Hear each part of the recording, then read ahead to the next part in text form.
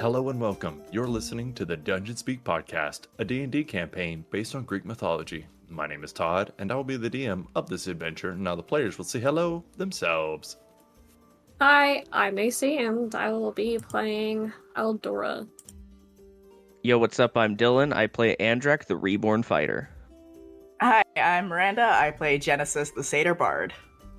Hello, my name is Becca, and I play Kiriki, the Blood Caller.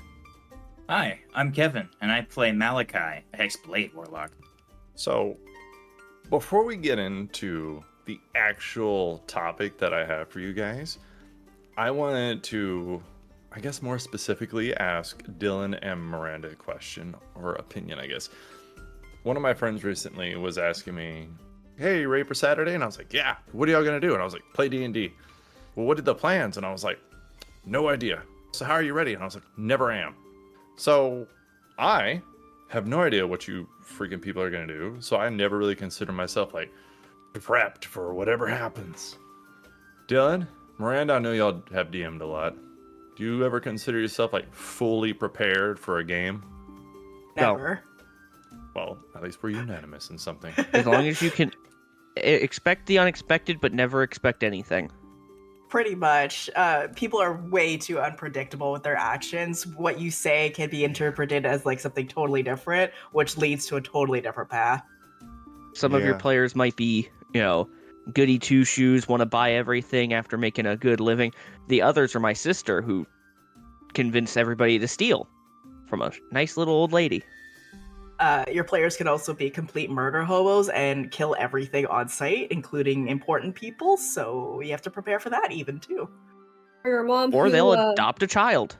Yeah, your Or mom a who dog. basically saved an orphanage and adopted all the children there. Well, while we kidnapped one of them. Basically, as long as you have a point A and a point B, everything in between can be anything. Kevin, any crazy shit to add like they've got? I have DM'd a good number of times. I've been playing this game for 10 years, and the amount that I have played is actually shorter than the amount of time that I've DM'd. So, yeah, my input is know the world, know the scene, know the place, and let them do anything they want as long as it makes sense for the scene, the place, and the world. That's what I heard do. no.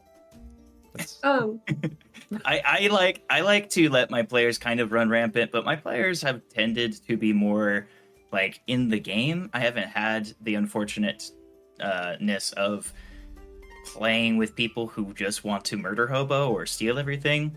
I've got one player who likes to really rogue it up, but usually the other players perception check him and find out, and then just like muscle him down and just tell him to stop it, which is really funny in character. But I don't really have too many problems with people running around and doing things I don't want them to. That being said, I don't prepare a lot for my sessions. I usually just kind of wing it. That's fair. It's a good idea. Becca, I'm assuming you wing it every time you DM? Yeah. Yeah, figured. So, last week we did a shitty little personality quiz, BuzzFeed level psychology. This week we're going to do another shitty one, but it's a little more fun. It's a game that everybody who's ever had alcohol has played. It's called Would You Rather. So there is actually a wouldyourather.com. Oh boy, I love that website. Yeah, it's fucking hilarious. Macy, Love you too, bud. What? would you rather have any item of clothing you want or have any food item you want? Clothing, just because it would last longer. Also, personally, I'm sorry, I might offend people. I'm not much of a food person. I can't really eat much. So apparently only 47% of people chose clothes, which means there's 53% of these people are naked out there somewhere. So enjoy. Well, that's a thought. Yeah. Dylan? Oh boy. Would you rather make anything appear out of thin air with a 5-hour cooldown? They didn't know D&D people were playing this. Or would you rather hypnotize anyone within seeing distance for 12 hours, 30-hour cooldown? First one, I want the ability to conjure shit. Yeah. Like, that's so much more useful. Who cares about hypnotizing someone? I could literally summon a block of solid gold and be rich forever. Yeah, I was about to say, all the money you would save. That really has to have some kind of limitation, right? Because otherwise that's broken. It's not what it said. According to what it said. Like, if I'm craving a food I can't get here, I watch a YouTube video, I'll conjure that shit. I'm fucking petty like that. 73% of people agreed with you. That's just Fuck kind of hypnotizing people. Miranda. Hi. Would you rather stand all day or sit all day? I guess stand all day. I mean, I do it already. My caveat is, are you allowed to walk around, or do you have to stand in like one solid spot? Yeah, that's like a weird like technicality. Am I just standing here in a corner all by myself and staring off into the world, or can I like go for a walk? Yeah, because I could not sit in one spot for even 3 hours, but I could walk for a few, sure. It really depends on what you're able to do in either situation. I could sit all day if I'm like in a good game, but if I'm just standing at a desk, just sitting at a desk, staring at the wall, I couldn't do that. I'd lose my mind. Mm-hmm. Yeah. All right, Miranda. Oh. Nope. No, Becca. only 35% of people would rather stand. Oh. Becca. Oh, this is interesting. Would you rather be a doctor or be a lawyer? Oh, those both suck. That's so much work in both of them. Yes, but one of them is going to help us when it comes to these songs that I've been using on the podcast. Yeah, I think I'm gonna be a doctor. That is a good choice. Yeah, I don't have to be like... I could be like a general practice doctor. That's not as much work as like a surgeon. Damn, that's rough. 10 years of school, because, it's not as much work. Oh, only 49% of people said doctor. Wow. We keep choosing the lesser popular one. Kind of weird. Kevin? That's me. What the fuck? Would you rather have $1 billion or get 1 penny and double it every day? $1 million, because it'll take me freaking forever to double a penny every single day. Billion. Yeah, no. 100 yeah. No, I'll take the $1 billion. Duh. Miranda, that doesn't math for me. Miranda, you do the math and let us know how long it would take to get to $1 billion. No. Only 34% of people wanted the $1 billion. What? That's a lot of patient people. Oh gosh. Macy? Uh-huh. I like how the first thing we heard was a cat. Would you rather be a prodigy at a young age but burn out later, or achieve success late in life but last longer? Achieve success late in life. Don't call me out like that, Todd. Wow, 83% of people agreed with Macy, so good choice, madam. Yeah. Oh, Becca did some math. What are we looking at? I think I misunderstood the question because Becca's math... Are we doubling the amount of pennies, or are we just doubling 1 penny every single day? So, like, if you have 1 penny, and then the next day you have 2, and then the next day you have 4, it'll double every day. See, yeah. I assumed we were just doubling the 1 penny every single day. That can't be right. I don't know, that's what Google said. Oh shit. I have a strong relationship with Google, so I have to agree now. I had to look at my phone and make sure it didn't try to activate. Alright. Ooh, I like this one. Dylan. Would you rather have a self-cleaning house or a self-driving car? Self-cleaning house. For the love of God. Please. Can that be a real thing right now? I want that. How many animals do you have in there again? Too many. We have a lot of cats. And they're all menaces, and one of them is just... Holy shit. No. Dylan has the highest percentage right now. That was 85% of people were like, self-cleaning house. I can drive myself. Oh, dear. Also, Teslas exist. Eesh. Miranda, I think I know the answer to this one, but I'm going to ask anyway. Would you rather never listen to music again or always hear music playing? I guess I would say always hear music playing. Fuck yeah. You'd always be smiling and bobbing your head. 74% of people agree with you. Hell yeah. Becca. Oh, God. Did you ever see the movie Groundhog Day, Becca? No. All right, this is going to be a little But less fun.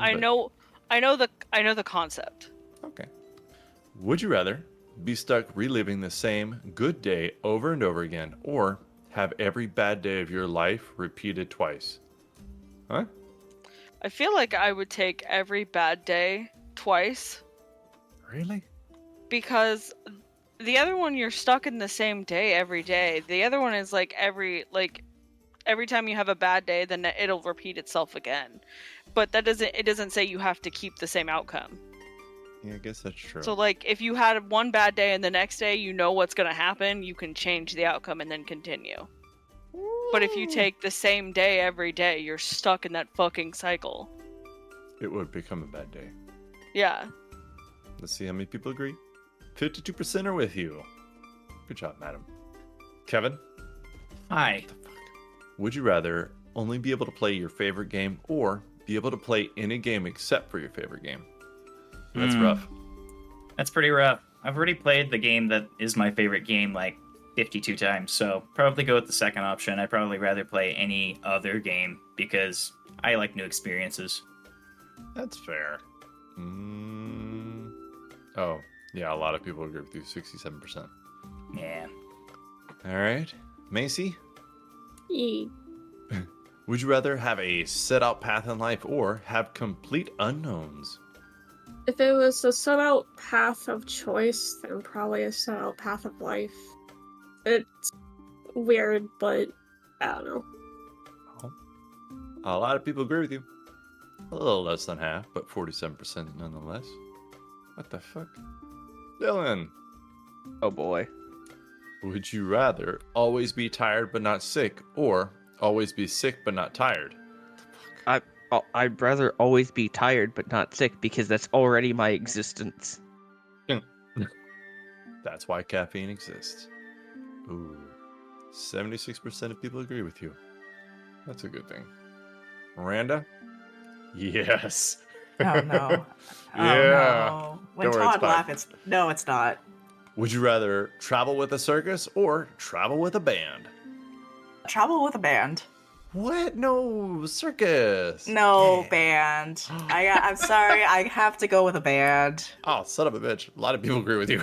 79% of people were like, fuck the circus. All right, fine. You win this round.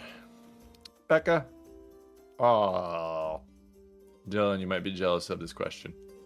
Becca, would you rather have 100 duck-sized elephants or have one elephant-sized duck? Ducks. I pick the duck-sized elephants. Lame. One elephant's. I live with ducks. I have pet ducks. I know what it's like to live with a duck. I'd rather have a bunch of little elephants that I could keep like I keep the ducks. One giant-sized duck. No thanks. All right. Do you have the space for 100 duck-sized elephants? Yeah. Okay. That's all I needed to know.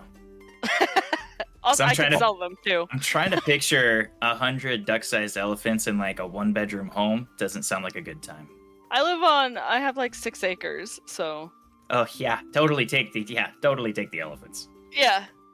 I want the duck so I can ride into battle. Who are you battling? Everybody. It's my, you don't need to know. Kevin, Heyo.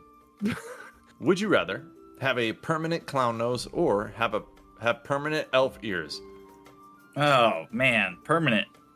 Oh, this is hard because the clown nose sounds so freaking funny just on a daily basis to walk up and just honk a clown nose at people. But I think the elf ears would probably be easier for me to cope with, being an already giant D&D nerd and Ren fairgoer. So Yeah, elf ears are pretty sexy. yeah, I definitely get by with that. Although honorable mention for the clown nose, just for the joke of it all. Oh, God. 87% of people would rather have elf ears. What a bunch of nerds. Hey, props to the people who decided that clown nose was for them, okay? All right, last round. Macy, are you ready? Yeah. Would you rather be any bird or be any object?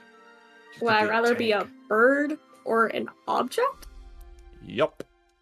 Like any object? Yeah. Be any object. Yes, a bird. You didn't Wait, sound no, very sure. never mind. I changed my Oh. mind. I want to be a sword. All right. 41% of people said they would rather be an object. Oh. Oh, damn it. I wish this was Miranda. That would have been funny. Dylan, Oh boy. would you rather be the smartest but everyone hates you, or be the stupidest but everyone loves you? What a question. Yeah. So would I I love rather it. be Homer Simpson but with people actually liking me, or the brain but everybody fucking hates me? Hermione. Fuck it, I'd be the smartest. I'll fix everything and flip everyone off. Fuck everybody else. Let's see. Ooh, 49%. You finally fell below 50. Barely. All right, Miranda. You might need to send this one to your mother. Are you ready? Oh Lord. Okay. Would you rather have to go to school in a shopping cart pushed by your mom, or What? or have to go to school in a wagon pulled by your dad? What? Who is supposed to be taking this test? I am assuming 8th graders. What school? Is it college? Because that's a really, really funny concept. I guess a wagon with my dad. Damn, I'm gonna turn on your mom like that, huh? I'm sorry. I don't want to be in a shopping cart. Why not? It's fine. No, it's not. Don't worry. I agree. Thank you. At least somebody here agrees with me. I'd take the shopping cart in a heartbeat. That's hilarious. 62% of people would rather dad pull them in a wagon. See, okay, let me clarify. My mom would put me in the shopping cart and she would just push it and just be like, see you later, and then not come back for me. That is awesome. Oh, that's terrible. She would just watch me go down the hill. Oh, that would be so bad. I love my mom, just to clarify. I'm cutting that out. Rude. I'm kidding. Oh no, it's Becca. Becca, would you rather cure cancer or cure world hunger? That's a very deep question. Either way, you're an asshole. Just for the Either record. way, whatever I pick, I'm an asshole. I love how we go from shopping cart and wagon to cure cancer or save world hunger. Like, what? It's very broad questions. Shit. Let's pick cancer. Oh, we're picking cancer now, huh? Yeah, let's cure cancer. All right, we're curing cancer. Woo! Oh, that's not good. Not a lot of people agree with you. I'm just gonna say that and leave it alone. Oh, you people need fucking help. Kevin, Yes, Todd. aren't you married? Quite. This will be fun. Would you rather save your spouse or save your child? I'd save my spouse. I don't have children. Got him. Pretend you have one. Oh, I'd save my kid. A little girl named George. A little girl named George, very on brand for me, believe it or not. Also, definitely saving my child in that case. Sorry, I love my spouse, but kids are more important. I'm just You going can to say make more. it. So, With someone new, apparently, because I've sacrificed my spouse at this point. yeah, if you are, and this is like a public service announcement, if you are married and something goes down, turn and run, because only 13% of people are saving their spouse.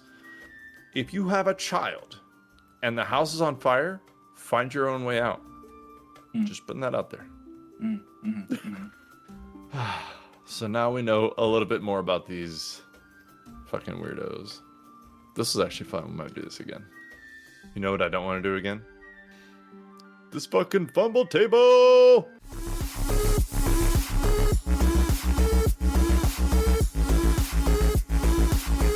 Hi, I'm Macy, and you're listening to the Dungeon Speak podcast. Do, do, do, do.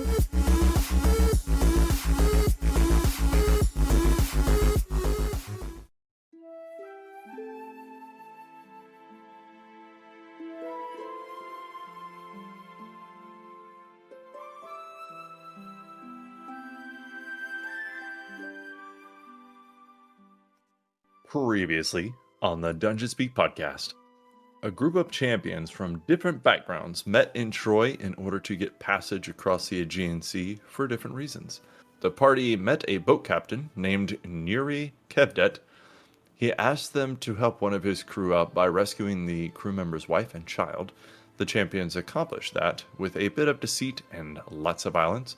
Kuriki looted the leader of the organized crime group and got an extra 40 gold, compliments of Andrak. Then Malachi offered a gold to the ferryman. The new group then made their way across the Aegean Sea from Troy to Asphalis in Greece, which took almost 3 days. They arrived about when the sun was setting, and as they started to walk into the port town, demons ran at them. A fight ensued, and they soon realized that the demons were running from a cleric on a giant blue-colored lizard. The demons that ran into the group either fled into the sea, died, or stopped to fight Aldora, the cleric. Unfortunately, the two started getting better of Aldora. She stands at 4 hit points and finished out with an 80 on the fumble table. So we're going to go ahead and go right back into initiative. But, Macy, are you ready for this 80? No. Great. Let's see here. I know it was just I had a -4 on my attack for the next 3 turns. I remember that part of it on the fumble. The opponent's parry hits groin. Yeah. Half move, -4 to hit for 3 rounds. If you were a dude, this would be so much more fun. Because he has that little arm under him.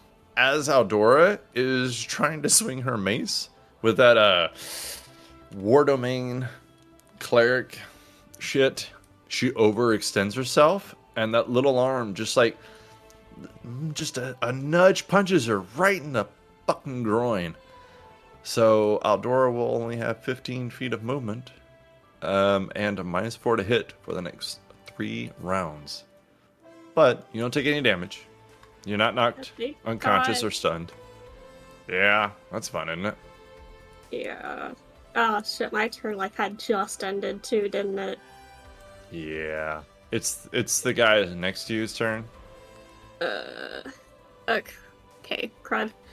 So just as a slight refresher before this dude beats on Aldora, it is kind of late into the day, roughly 4 to 5 p.m. The sun is starting to go down. You have just entered this town, so you're very close to the Aegean Sea. There are ruined boats all over the place. There are some buildings ruined and emptied. You're right off the shore itself. You are just into the groups of these buildings whenever that dinosaur ran around the corner. There were 5 demons. There are only 2 left, but both of them are on Aldora. I think Andrak made the last kill. And then you can see in the distance, the boat has not quite left the site. It's still kind of out there. You're not sure if it slowed down when it saw the ruckus, or it's just, that's as far as it got. But we're in the bottom of the 4th. Next up on deck, Mr. Malachi. It is Mr. Michael's turn. At the end of each round, does he get a save against held monster, or is it just he's held and that's it? Let me double check that. Old monster. At the end of each of its turns, the target makes another wisdom saving throw. Oh, okay, yes. I believe we remember he's great at these. DC Yeah, that's 17. Nope. I feel like we're almost there. It is, it's technically closer than 1. You know what? You're right. When you're right, you're right. So he is still held. 8 more rounds. Malachi, it is your turn. Okay. Malachi is going to, let's see here. He's going to run directly up to the held Michael, and he's going to take Their numbers two disappeared. meaty swings upon it as he brings his scythe down to bear on the incapacitated foe. All right. It means you have advantage. Correct. First roll. Because he's considered restrained or paralyzed. Paralyzed. All right. So, can't move, can't speak. Attack rolls against him have advantage. Any attacks that hit him is automatically critical, and he automatically fails strength and dex saves. Cool. First attack is a 21 to hit. That'll hit. Do you want me to do both attacks and then total up all of the damage? Should I hit twice?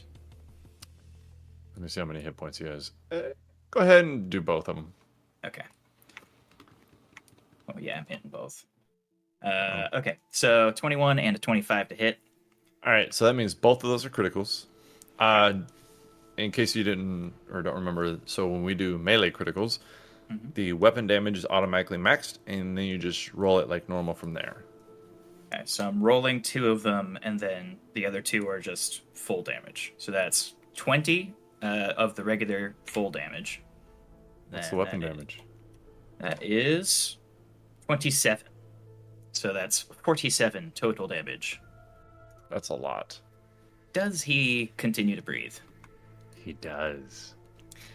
I'm going to make a bonus action, Pole Arm Master bonus attack. So that's where you hit him with like the butt of your weapon, right? Or something like that? That's right, yeah. Alrighty. That is also with advantage. That's 22 to hit. That'll hit. And that's only a d4. So that's an additional 6 points of damage. Additional 6 points of damage. Alrighty. It looks on the precipice of death, but it is still alive. Cool. And that is my turn. Alright. He's dead. Kiriki, it is your turn. You are still kind of on the beach side of this place next to the 2 dead ones. Andrak just finished off the one in front of you. You are roughly 60 feet away. What do you want to do? Right. Both of them are still alive. I'm gonna move forward, like, step over the body slightly. And I'm going, on number 5, I'm going to cast Blood Spear again. This time I'm using my own hit points. So, first, how much damage do I take? Okay, 3 points. That's not great. I'm sorry, you wanted to do more? Yeah, because the more damage I take, the more damage I deal. Oh, I could help you with that. So, like, let's see. Here we go. So, I don't know if Jenny or Andrak is watching, but you watch as, like, out of Kiriki's own wounds from the fight, she starts to pull the blood out, and she points it into a spear. And you would think that you can't throw a spear that far, and she just fucking yeets it across the field. If it hits, we don't know, but she does throw it. Dope. So is that a ranged spell attack? That is a natural 1. Yeah, it is a ranged spell attack. No, Becca, we can't do this again. And we're back in the game. That is a natural 1. Let me roll on the... Here we go again. I'm gonna start rolling Dying there. to ourselves. 95. Kevin, are you looking at it? I am. I'm not happy Kevin, about this. I am This is gonna me. I'm gonna read beyond it, but Kevin, will you please read the title of it? Unaware moron. Yeah. I don't even care about the rest of this. The titles are fucking hilarious. I love them. Okay, hold on. Let's see who's oh dear. I feel like I'm directly in the line of fire. Yeah. Malachi's at full hit points, so fortunately you won't really hurt him much. Unfortunately though, it is double damage. So, hit friend, double damage. Kiriki, please roll some damage to that blood spear. Okay. Hopefully it's not max damage. Max damage. See, now that you've said it. If I say it, it does the opposite. Ooh. So 1 piercing damage, 4 necrotic damage. Well, actually, it's 4 piercing damage because that plus 3, so it's 4 piercing damage and 4 necrotic damage, so a total of 8. Double is 16, so you take 16 points of damage from this badass. What does it look like again for me?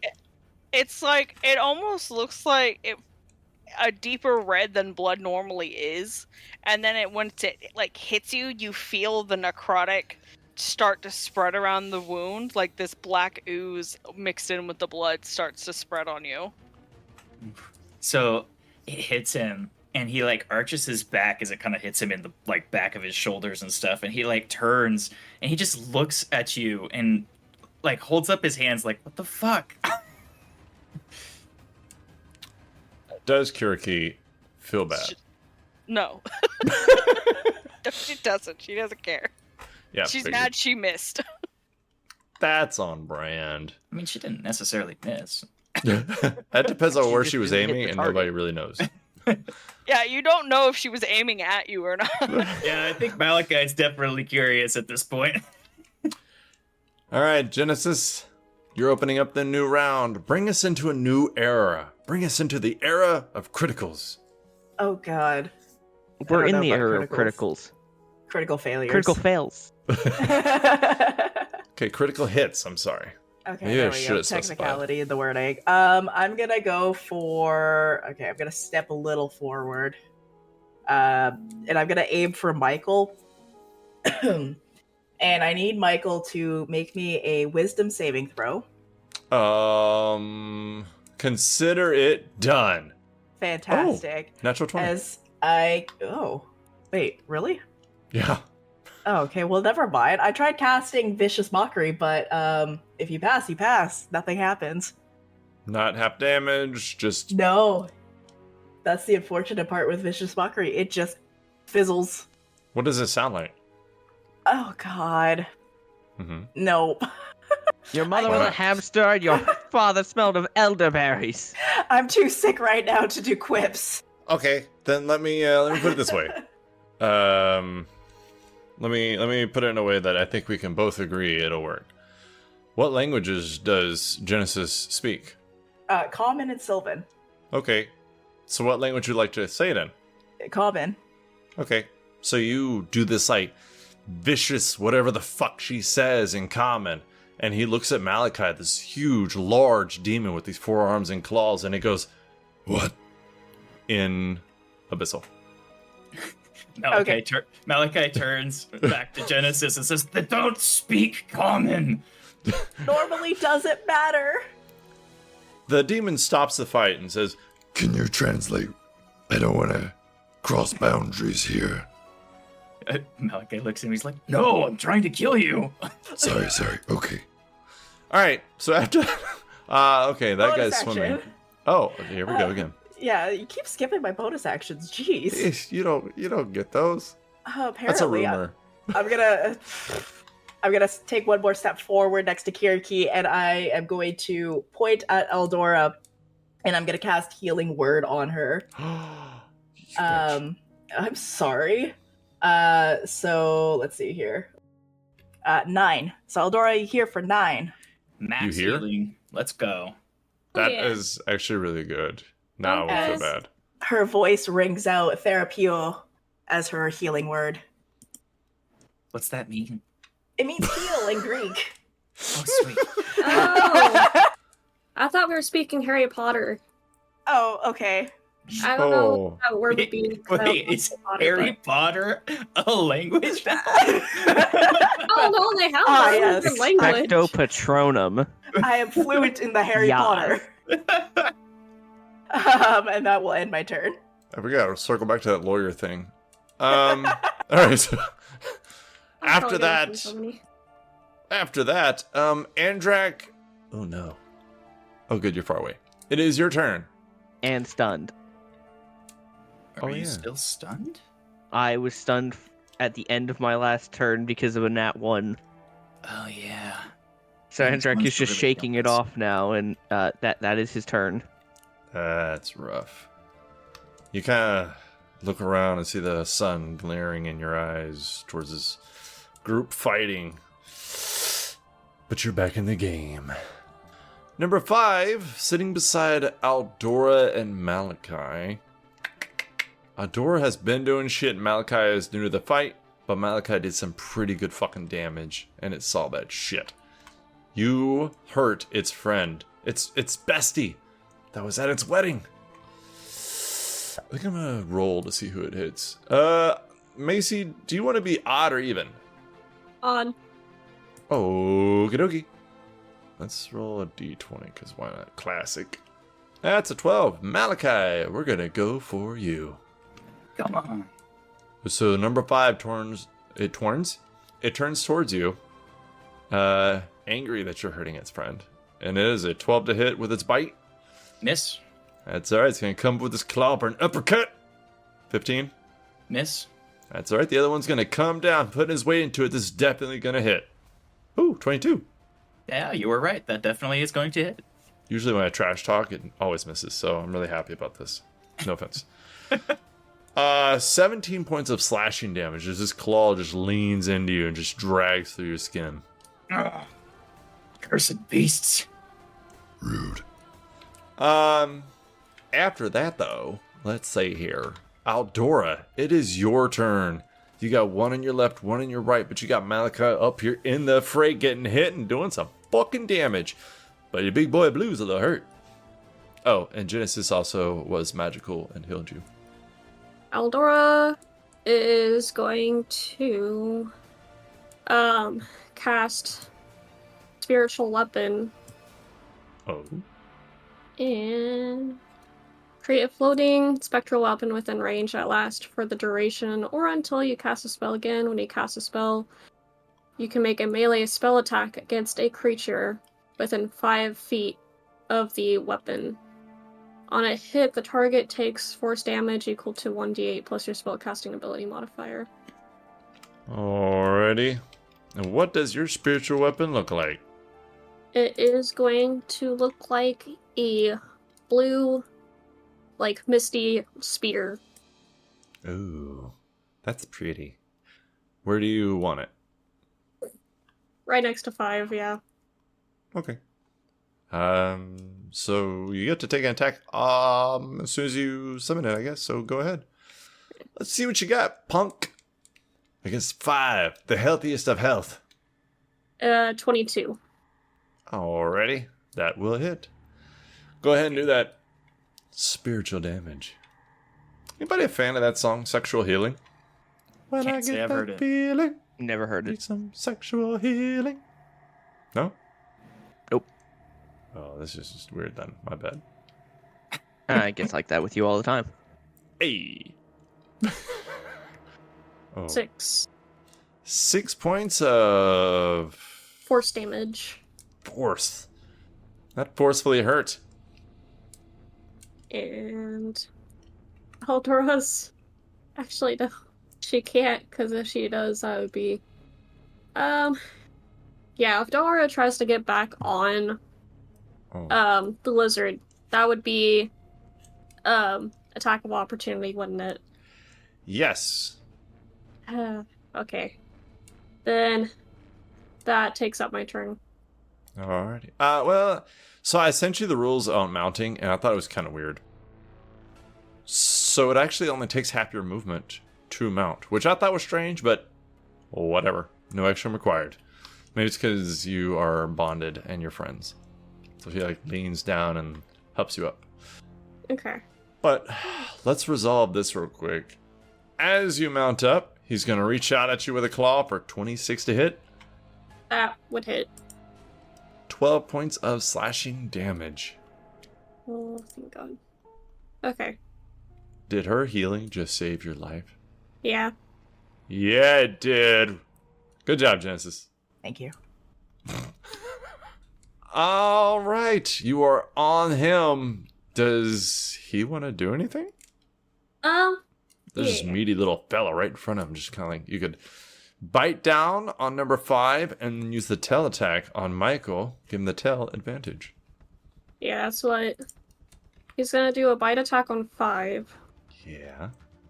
Let's see what you got. Let's see if you can hit him. See if you can finish him. 25. That'll hit. Mm. This giant mouth of this big old blue lizard wraps around him and bites down for... Type faster, I'm holding my breath. Type slower. No. 19. Oh, such a bad roll. So he has a very small amount of hit points. So it's still alive, but I mean, just fucking barely. But now you can use the tail with advantage on Michael. Yeah. The same one that Malachi is reaping. All attacks have advantage, and they're critical hits if you hit. Look at his stat block real quick. It's gonna be 16 for the tail attack on Michael. Did you roll with advantage? Not with advantage, though. Just, well, I guess it doesn't matter, but just out of curiosity. 27 would have been it. Yeah, that's pretty magical.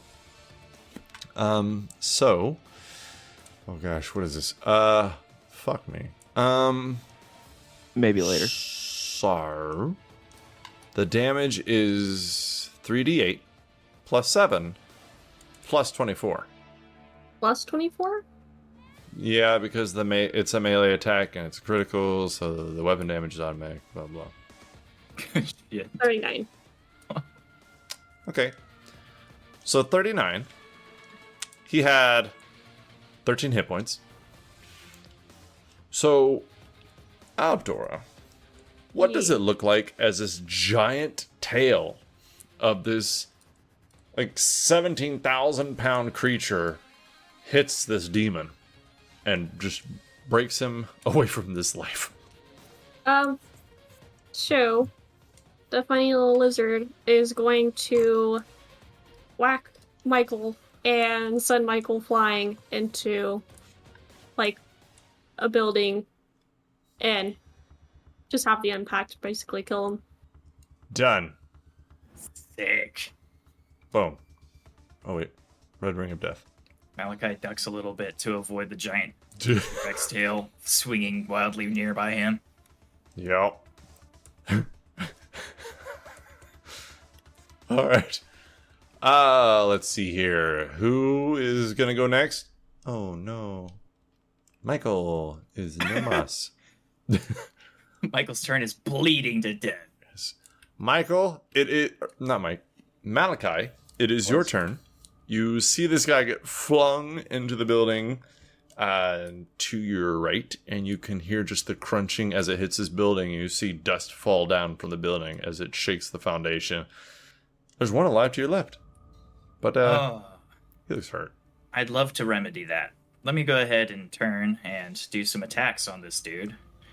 Malachi ducks the dinosaur tail and then, like, looks up at Aldora on this thing and then looks over at the other demon and says, "My blade, or the teeth of the monster. What sounds better right now?" I don't want to play. You weren't given a choice. Damn. It wasn't on the options. Does 16 hit? It does. You want to go ahead and roll some damage? See if you take him out? Yeah, I'm going to roll that damage first and see if I take him out. Does 11 damage kill him? He had 11 hit points. Wow. So yeah. the exacting blade. Malachi, he says that, and then he turns the, like, blade towards him, and then just, like, a swift in and out stab right into his face. Ooh. And then he just props his weapon back up and awaits to find out what the heck this lady and her dinosaur are all about. Yep. This dude keeps looking at you, eyes open, blood coming out of its head, black blood. It drops to its knees, and then its upper body just falls on the ground next to it. You guys are out of initiative. Aldora, you're still on a fucking dinosaur. As Aldora should be.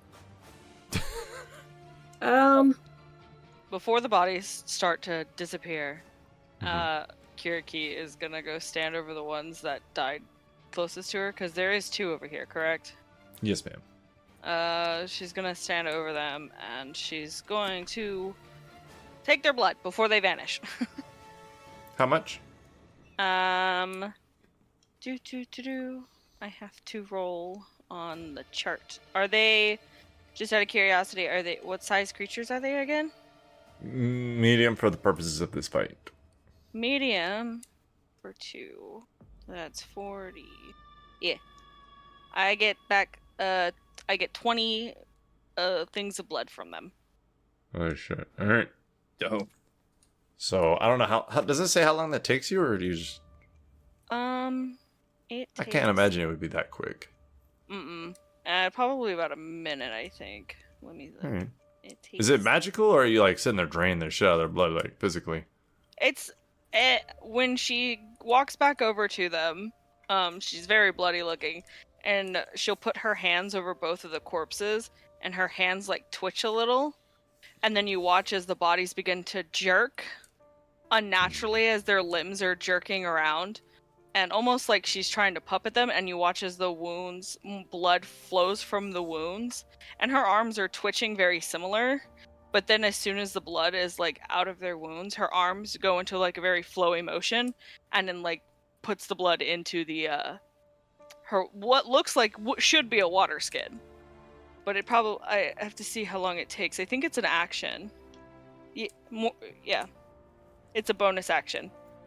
To take all their blood is a bonus action? It's not all of their blood. It's only so much of their blood. That's what I rolled for. Uh-huh. Since it was 2 creatures, I got only 20 points from them. Shit. Step out of the way, surgeons. She's got this. No, not. Fastest blood transfusion in the West. There's no blood transfusion. I'm only stealing. It's mine. You That can't have looks it like back a now. mess. I mean, people liked Robin Hood, so whatever. Okay. Everybody's dead. She's draining blood. And y'all do see the boat kind of starting to turn around and come back to the dock. What do y'all want to do? Immediately ask if everyone's okay. I am fine. You should ask the others.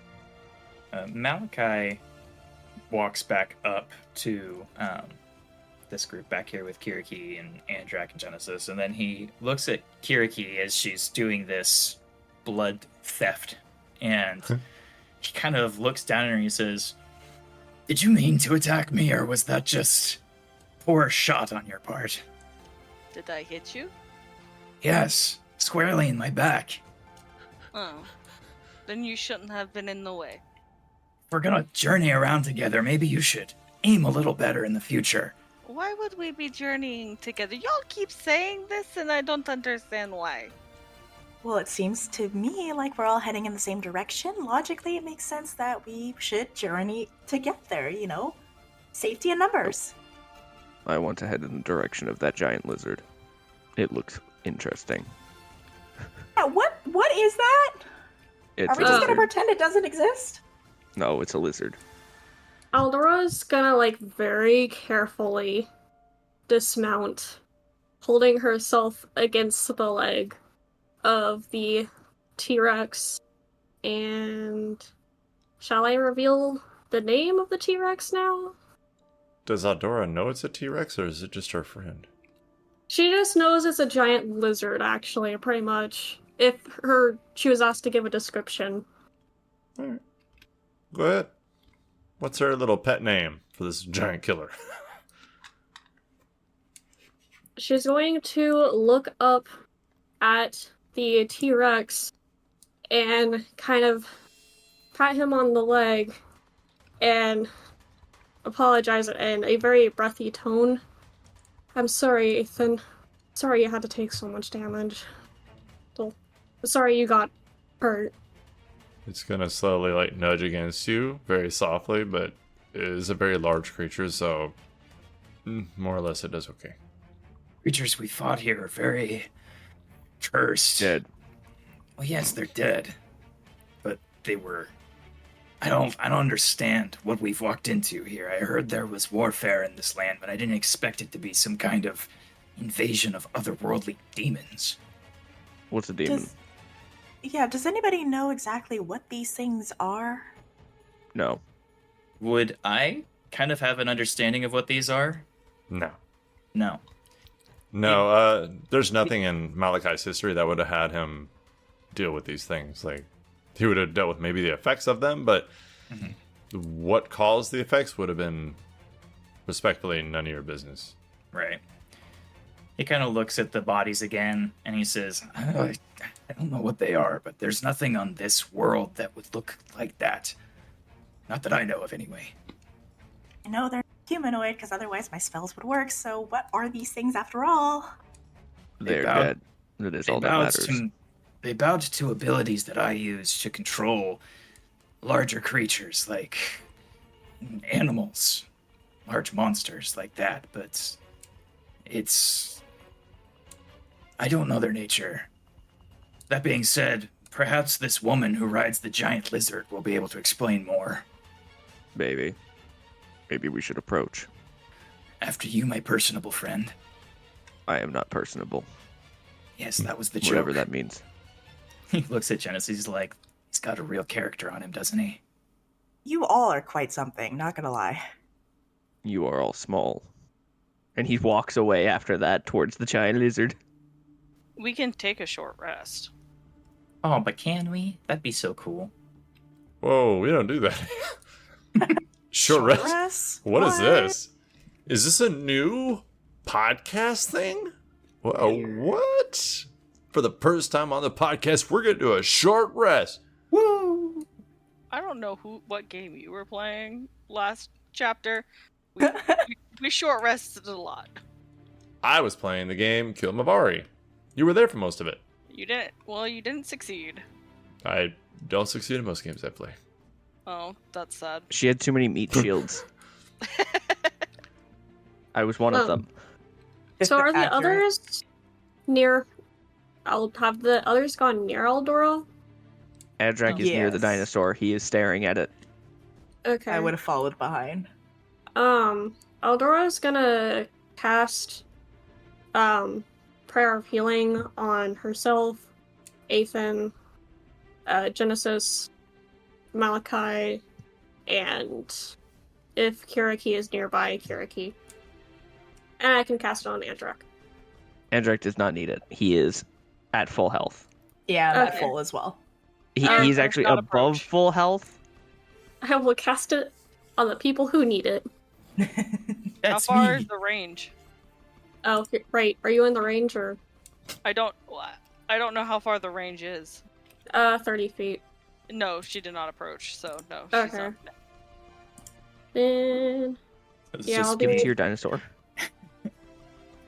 20. Ah, damn.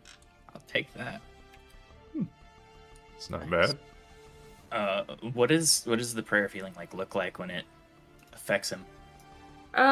So Aldora is going to kneel down, placing the spear in front of her, kind of like lowering her head like a prayer, pretty much, basically, and a glowing golden aura surrounds the people that are affected.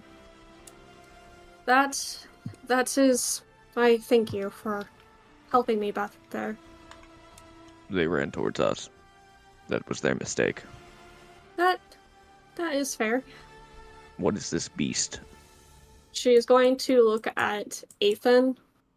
This is my companion, my friend. He saved me when I was going through a rough spot.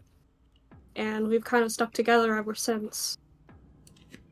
As for much, I don't really actually know exactly what he is. So I'm not going to get an answer on what he is. Usually what I say was just a lizard of some sort. Reptilian. That much is obvious. Anybody who would like to can do a history, religion, or nature check. Or arcana if you have no other option. Nope, Andrak is too dumb. He does not know. Fair enough. Religion and arcana are about the same. I'll do a religion check. It's a 9 from me. 16 for me for history. Kiriki got a 24. For Arcana. Okay. So, historically, you've heard tale of creatures of large size that are supposed to be bigger than anything else, and they are supposed to be lizard-like and be very strong. And that's all you've heard of Genesis, because they are meat eaters. So, not a lot of experience for people. Arcana, it's not magical in any way, and you know that for a fact. You're welcome. How do you tame such a creature like this? I don't entirely know. Honestly, I don't even know why he saved me. But I appreciate it so very much. I'm gonna reach my hand out towards it and have a try to touch and pet. Lizard. Lizard. Lizard. Roll an animal handling. Animal handling? I sure can. Oh, thank God, because I wasn't sure how to respond to that. It's a 19. The T-Rex bites your hand off. Oh It no. raises the inner lining to show you teeth, and its eyes are narrowed at you, and it exhales a little bit, but it seems very still, and it leans forward a little bit. You're not sure if it's going to attack or not. Be nice. I doubt these people will hurt us. How is everybody feeling? He looks at Malachi. I've taken some hits, but it's nothing that won't heal with a breath or two. Do I'm you more need to concerned- take a break? Perhaps as we move, I'd prefer to keep going. Woman, I'm sorry, what is your name? Oh, sorry, I forgot to mention. My name's Aldora. Aldora. I am a warrior of Athena. Is this a Aldora, city?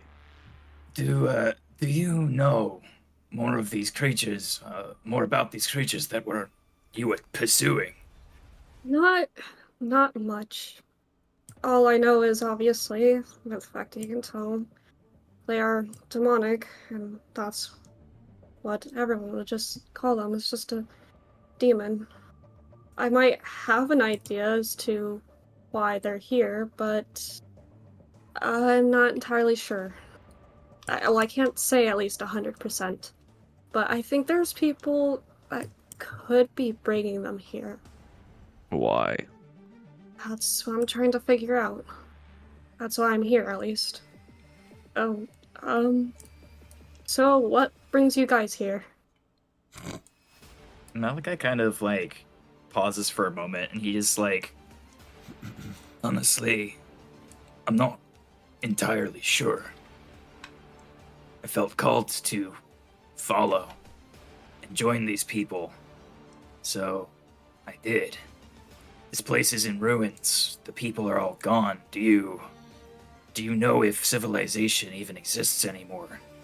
Perhaps the nearest town that has occupation. All I know is, that this area is definitely not on the side that civilians should be on. Few survivors, few refugees around trying to take shelter in the safer parts. But that's about all I know. So speaking outside of Aldora, does Aldora know any safe places, like villages, towns nearby?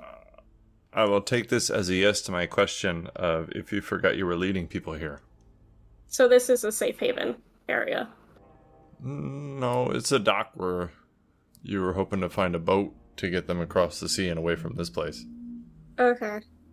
I remember the refugees, I just couldn't remember if this was like the place that I was taking them to for some whatever reason, or if it was to go to the boat. It's either a country full of demons or a boat to hope for a better place. Okay. And the refugees are still nearby, right? Yeah, they hung back a little bit because there's demons, so you and Ethan were killing them. Aldora's gonna look to where she had last seen the refugees. Yeah. They're back, probably about 1,000 feet or so. You can see them kind of huddling in a group of trees back on the road. She's gonna gesture them to come over. You can come out now. It's safe. Alrighty. They will hurry and run up. Huge group of people. What is this? These are a group of refugees that I was trying to escort on the other side of the lake. I was hoping that there would be a boat, but she's just going to look past. It seems that I may not have much luck with that. There was a boat just turning around, correct? Yeah, the same boat you guys came on. Like whenever the fight started and it's over, they've turned around. They're not coming back yet, but they're kind of hanging out, seeing what's up. You can see people on the deck of the ship looking towards you guys in the buildings. Andrak will walk to the dock and he'll wave for them to come back. How many feet away would you say specifically? The boat? Yeah. 228. Okay. If he really aggressively waves. That's not that far. Okay.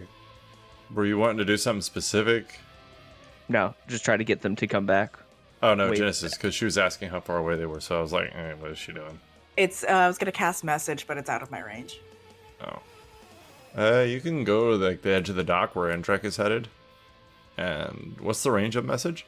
120 feet. Oh. Yeah. I can throw her in the water. So whenever you wave Andrak, because you're a hefty fella, you will see the captain on deck waving back. You can see his large belted tunic kind of moving in the distance, and the boat starts rowing towards you. You can see oars coming out the side of it and rowing. And this large ship will make its way back to you. Thank you. I Andrak wasn't will sure if stand they were there leaving. until it gets there. Is this land so far gone that refugees are evacuating to an entire different continent? Unfortunately, yes. How many places have fallen? Surely some must remain, like Athens or Sparta. I'm sure there's some, but I know. Wait, does Aldora or Athens? Is it still surrounded by demons and stuff? So that was after they met Aldora. So Aldora doesn't actually know anything about Athens. Okay. Which one else are you asking about? He also asked about Sparta. She specifically doesn't know about Sparta, although others might. Okay, so she doesn't really know exactly how it's going over on that side. She just knows that it's dangerous for overall, I'm guessing. At Place news sucks. and news of that, he just kind of lowers his head and remains quiet. The group of people that Aldora ran into previously told her that there was not really anybody left. The only place to go to was Delphi. They invited her to go to Delphi, and they said that it was a safe place. I want to say that she was told it was being guarded by Delphine, a dragon, but I can't remember exactly. So, maybe? Miranda, do you know? No, they barely told Blouts about Delphine. Okay. So, but they did invite everybody and their mother to Delphi, so... Yeah. They did say Accurate. that Delphi was a safe place. Was the dragon a good dragon or a bad dragon? Don't say that word. Oh, I don't remember if Aldora was told about Delphine, so we'll just nix it and say she wasn't, just to be safe. okay. She knows the Maklasos forest isn't safe because a demigod died there. Times. Yeah. I'll ask Aldora. You've been traveling these lands quite a bit, correct? I would say for a couple months. I'm searching for 2 people. I was wondering if maybe you've heard their names at least. Echo and Elias. I can't say I've ever come across anyone with those names or heard anything of people with those names. I'm sorry. That's okay. It was an attempt. That is a strange name. Been instructed to search for one, and the other I'm searching for personal reasons. So What kind of name is Elias? It's a name. What's wrong with the name? I've never heard it. It Well, sounds I've strange. Never heard of your name before, but I'm not judging. I'm asking about it. It is a strange name. You're, whatever. It's a name. It's a name. It's a name. What does it mean? I don't know. What does your name mean? Warrior. Oh, okay. I think we should all kind of figure out what the next plan of action is. Yes? Putting these people on a ship. Okay, but what do we do afterwards? Let's do one step at a time, because I feel like once I get this next sentence out there, it's gonna go sideways really fast. What? So, Becca knows it's fine. So, you guys want to help these refugees get on the ship? Yes. Malachi will not. Malachi will just watch from the sideline. That's fair. Malachi is here to represent the introvert in all of us. You know it. So the ship will dock. The crew members will come out and onto the dock and also kind of help people get onto the ship, and they will begin to give them food and water that they have to spare. And the boat captain, he will... I'm going to go with Genesis because she's the friendliest. He will look at Genesis. Is this something we should be looking forward to? Yes? We could come back more often, you know? Look here to help more people. Is there maybe an easier way to reach out to you than waving our hands at a dock? You know, No. when we gather more people? If we do gather more people. I could come back every 2 weeks instead of once a month. If this is something you think you will accomplish. I would hope so. At least I think that's going to be a plan. I kind of look at the rest of the group. Maybe? It's really hard to say. We weren't even expecting this group to begin with, so.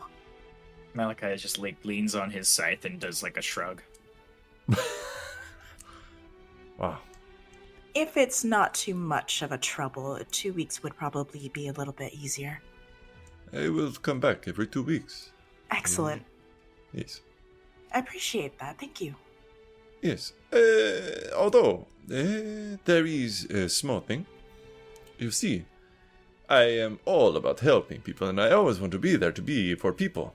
But you must understand, food and travel and my crew, they all cost money. So if you could, I don't know, just every now and then when you find some, just slip a little my way, I would be in your debt, as would all of these refugees you're going to save. That sounds reasonable. You are the best of people. You are heroes already. She will kind of blush. I wouldn't call myself a hero just yet. It is okay. This is how you be remembered. Indrek digs around in his pouch, and then he pulls out 30 gold and pops it in the captain's hand. You are my new friend. My birthday is probably in around 3 months. You are invited. Big party. Mine was just a few weeks ago. Oh, happy late birthday. You are what, 21? 22? I've lost track, honestly. That is fair. You are old enough, you know? You will have lots of children. I do not want to know how that works. Andrew will turn and walk away. The captain will wink at you. Another time.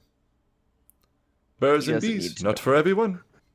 Animal husbandry is not his thing. Oh, what? There's a subcategory for it. It's all good.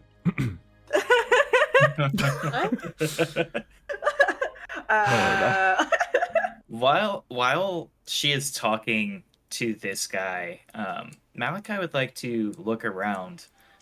She's been awful quiet, so he's just making sure Kiriki is still here. Yeah, she's still over there where the bodies were dusting. It looks like almost looks like she's meditating. Cool. There's piles of dust and she's just sitting there. He's taken note of the violent nature of Kiriki, so he's just kind of watching, making sure that, he keeps a tap on where she's at currently. That's fair. Yeah. I'd like to take some time to discover the mechanics of the sword.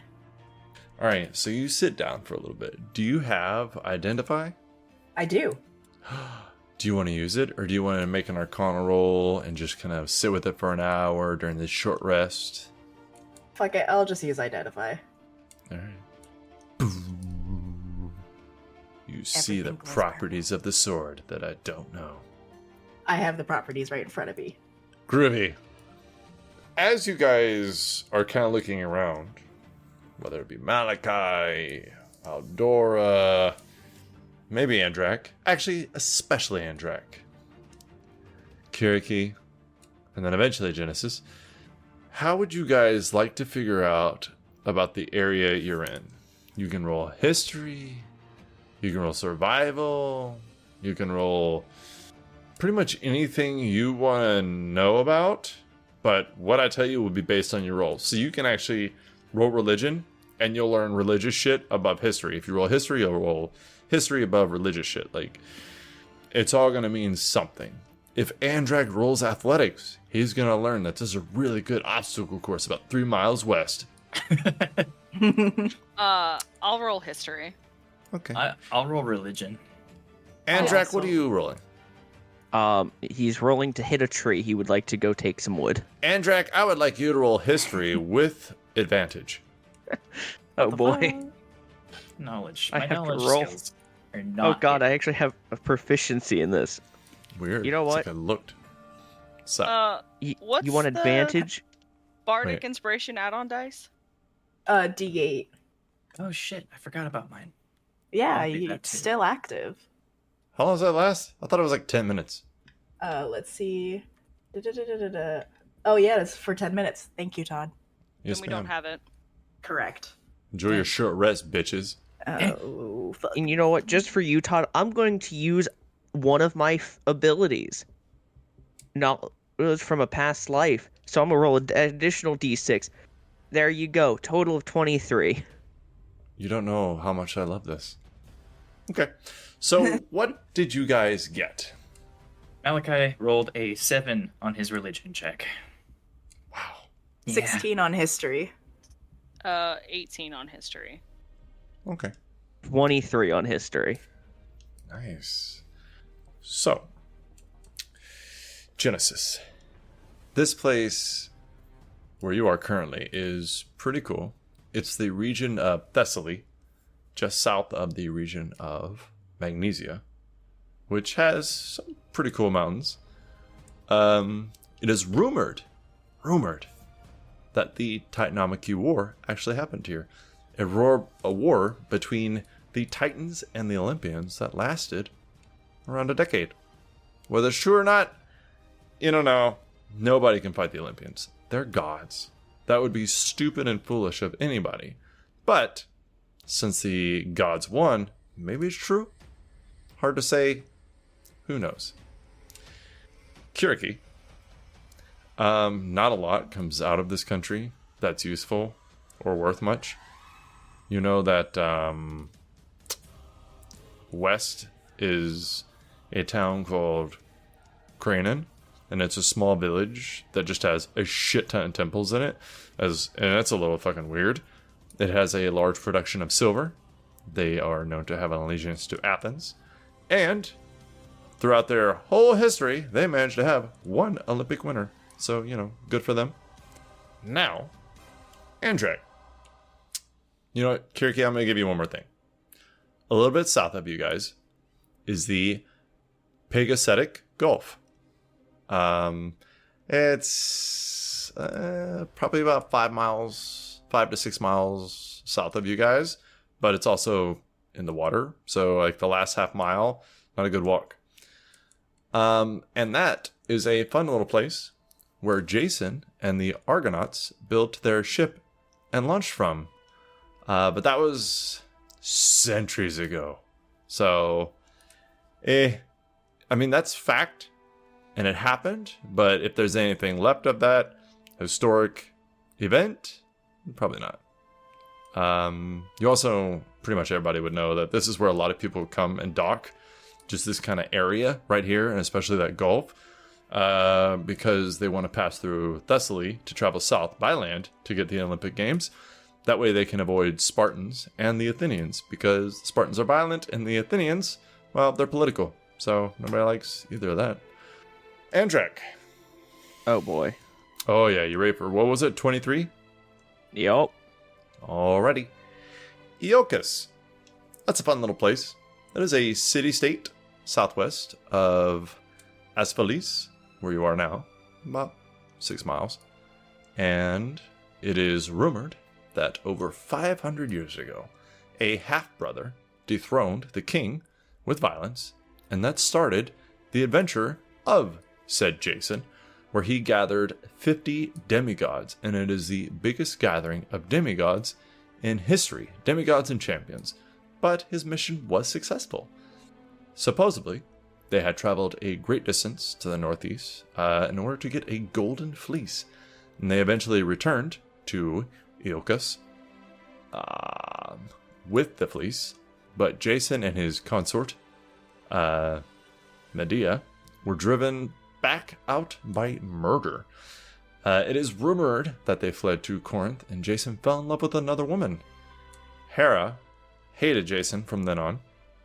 Rumor, again, but probably true because Hera is known to have some hate in her heart. Medea used sorcery and gifts given to her by Hera to set a trap. Jason married the new woman, but on the wedding night, she burned alive with her father, who was trying to save her. Jason was chased out of another town, murder.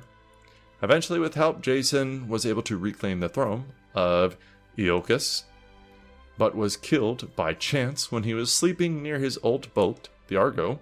Some believe that it was Hera, some believe Medea still haunts him or the area around, and no one knows what happened to the Golden Fleece after it was returned to Iolcus. If you guys would like to wonder any specific things, then you can, and we'll just do a separate roll for that. Is this information, expressed to everybody, or is this just private information everybody's remembering? Because I rolled bad, so I don't know how much my character can wonder about at this moment. The only thing that his character, or your character, would probably know is that a lot of people traveled through here. The rest of it is more specific. That answers my question. I won't be wondering about much beyond where we're going next. Kiriki will share what information she knows about. Andrek, on the other hand, will not, because he doesn't know how much other people know. All right. So you do know that the Golden Fleece is possibly southwest of you. But in case that helps you guys decide where you want to go or what you want to do. I would say he's probably, with all of the destruction he's seen just here in Asphalis, he probably would be, Malachi would be most interested in exploring south to some of the more populated regions to see how many major cities have been caught up in this war and see, what allies or heroes might still be in the land. But that's just his own private curiosity, so he would probably say that out loud, just like, we should journey south, find out who still remains in this war-torn place. But Genesis will pull out the map. So if we head south, where do we want to go? Aldora, if you're near her, you do know that southwest along the bend of the Gulf, you guys will come within about 10 to 20 miles of the Maklosos forest. Of the what? Where Ethan is from. Oh, okay. Oh, like the caves? Yes. And you said it was 10 miles southwest? Well, no, it's just southwest around the Gulf. So if you stick to the Gulf itself, you'll be within about 20 miles. But the difference there is elevation. So the mountains almost border the Gulf. Like, there's mountains that are decently high, and then they kind of slope down into the Gulf itself. So there's only about maybe 1,000 feet of like flat land at the base of the mountains before you get to the Gulf itself. Further south is actually where the hot springs are.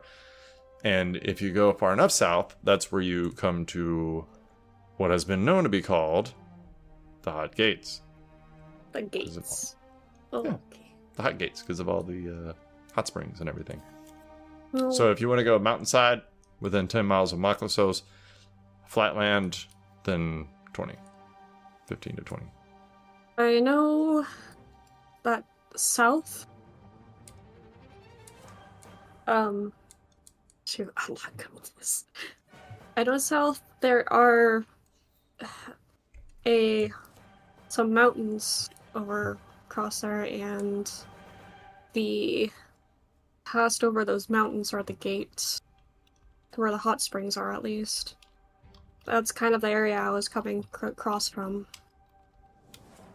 With Malachi's kind of knowledge of some of the areas of southern Greece, at the very least, would he have a guess as to where, if any, last resistance or heroes of the land would gather? So Athens is a very strong place to assume everybody there is alive. I mean, they gotta be. Mm-hmm. They are the only city-state in this whole country that could compete with Sparta, the legendary place of warriors. So Athens, definitely. Sparta, definitely. Corinth, probably.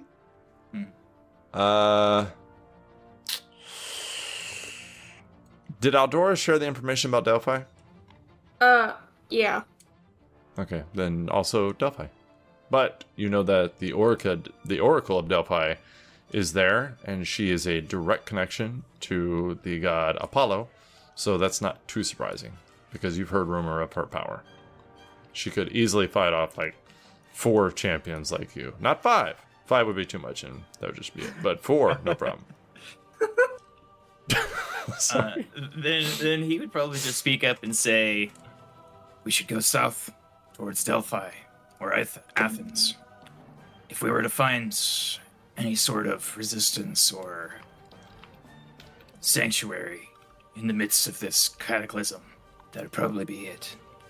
We could start there and then perhaps figure out what is next for us from a safe place. Andrak will be looking at the map over Genesis's shoulder. Thermopylae is on the way. We can stop there. See if it is safe. I agree. That sounds like a good start. Kiriki, do you have any thoughts? I know that the only thing I know of this land is about Sparta, but that's much further than we are heading. It's much farther and also probably not a friendly place. My dealings with the Spartans have never been kind. The Spartans are no more, as far as I know. They're not? It fell. Sparta fell? Yes, to these creatures. And if we are exploring around and looking for these creatures, then I am game. But that is all I am here for. Malachi looks kind of fucked up at the idea that Sparta fell to these monsters. If hopelessness kind of shows on the face of a person like Malachi, you would see it. Just because the best warriors in the country died, you get a little sad? Because, you know, if anybody could have probably won, he would think it would be the Spartans. So hearing that they fell, he's a little bit on the train of, oh, well, we're fucked. That's fair. Yeah. Then, All right. Thermopylae. We should head out now. We can travel for a few hours before it gets dark. It's true. He'll look to Aldora. Are you coming with us? That's what I was going to say, too. Well, yes, I would like to figure out what is going on over here, and if I can save any more people, then I would definitely like to do so. And if that is where, well, following you guys will bring me to that, then yeah. Then we have agreement. Imagine your giant lizard would be very helpful on the road, of keeping some of these smaller creatures perhaps away from us. I assume so. Malachi looks to Kiriki and he says, Do you plan on traveling with us, or are you going your own way? I will travel with you for now. You seem to be looking for a fight. But if our priorities do not align, do not expect my help. Understandable. Somehow I feel wherever we go, the fight will find us. Oh, I really hope not. We're in a war-torn Matters not to land. me. I doubt that the fight has escaped anyone. I know who just volunteered to roll the D100. Oh god. So before I do that, are you guys wanting to travel kind of at sea level or on the mountain pass? Both will have its advantages and disadvantages. If, and I will say this mostly to Andrek, if you travel at sea level, you will most likely need to use the Gulf and go down. If not by Iolcus, then close to it. You could get about halfway to Thermopylae, traveling around. Yeah. But which way would you like to go? Up on the mountains or at sea level? If nobody stops him and is like, oh, we should go down in the mountains, Andrak's walking on the sea. Okay. I don't think I have a strong opinion either way. Andrak trying to turn into Jesus. He starts Oh my walking God. on water. You do know that Thermopylae is at sea level, so this will save you time from having to traverse down the mountains later. They're, Good steel. yeah, there's less roads back then. Do you want to avoid Iolcus, or are you just, like, not mentioning it, you don't care either way? He doesn't care either way. Alright, so, then just directly south, travel along the Gulf, and then go through. I believe, if I'm definitely wrong here, that Dora, actually, I don't know your passive oh my god. Dora will see Cleric. everything. Yeah. I'm a little cracked on that. So, Aldora, then Andrak, and what's her face? Genesis? Yeah, okay. Remember, is hey, the- you suffices. Hey, you. Hey, you! So, the order of noticing shit will be Aldora, then Andrak, and then Heyu. So, Aldora, you have a conscience. So, you see some sad shit as you guys travel down the mostly hilly area south of Asphalis to go along the Gulf. But you are no longer with refugees, you are now with actual fighters. So that probably makes you feel a little more comfortable about the whole situation. But unfortunately, as you get to the Gulf, you can see there are many ships destroyed, wrecked, upside down on land. broken in the water. You can see pools of blood in the water, but you see no bodies. You can see maybe pieces of limbs of people that are stuck through things or stuck in things. For instance, if a beam was broken and pinched somebody's arm, it looks like somebody just took the body and didn't care about the arm being attached. So you will find body parts and other appendages where they were left because they don't care. The gulf itself has kind of a shipbuilding structure beside it, but it looks like it is caved in by something large or many large things. There are the columns that make up this beautiful stone structure that are all broken inwards, and the top 3 floors of this structure that look like it's built in to be kind of blending with the mountain is just caved in. If there are any people in there, they're dead. But that might have been the goal. You see at the very top of the mountain, it looks like there was a building that kind of looked out over the gulf, maybe as some kind of observatory or overlook, and it was caved in completely, and just the roof is missing, and the walls are all gone. And you all notice this also, but she's just the first to notice this. And in the distance, kind of away from the gulf itself, there is a town where the roof is missing on most of the buildings. A lot of the buildings are caved in. In the very center of this very large town, there is a almost temple-looking building with many tall white columns surrounding it, kind of double bordered, so they were side by side. Whatever the roof might have been at the time, it was probably thick, heavy, maybe heavily decorated. They do that a lot. There are stairs on every side of this building, but the roof is gone, and you can see kind of intricate and fanciful things on the inside, but you can't really see too much from this distance. It's probably about almost a mile away as you guys head south and see all this. And Malachi, in answer to your question, this is pretty much it. This is pretty much what? It. Because you were asking, or Malachi had asked if a lot of the places were destroyed and shit like that. Right. So this is just kind of an answer to his question about that. Gotcha. Now, Mr. Malachi. Yeah. Or you know what? I don't want to talk to Malachi right now. I want to talk to Kevin.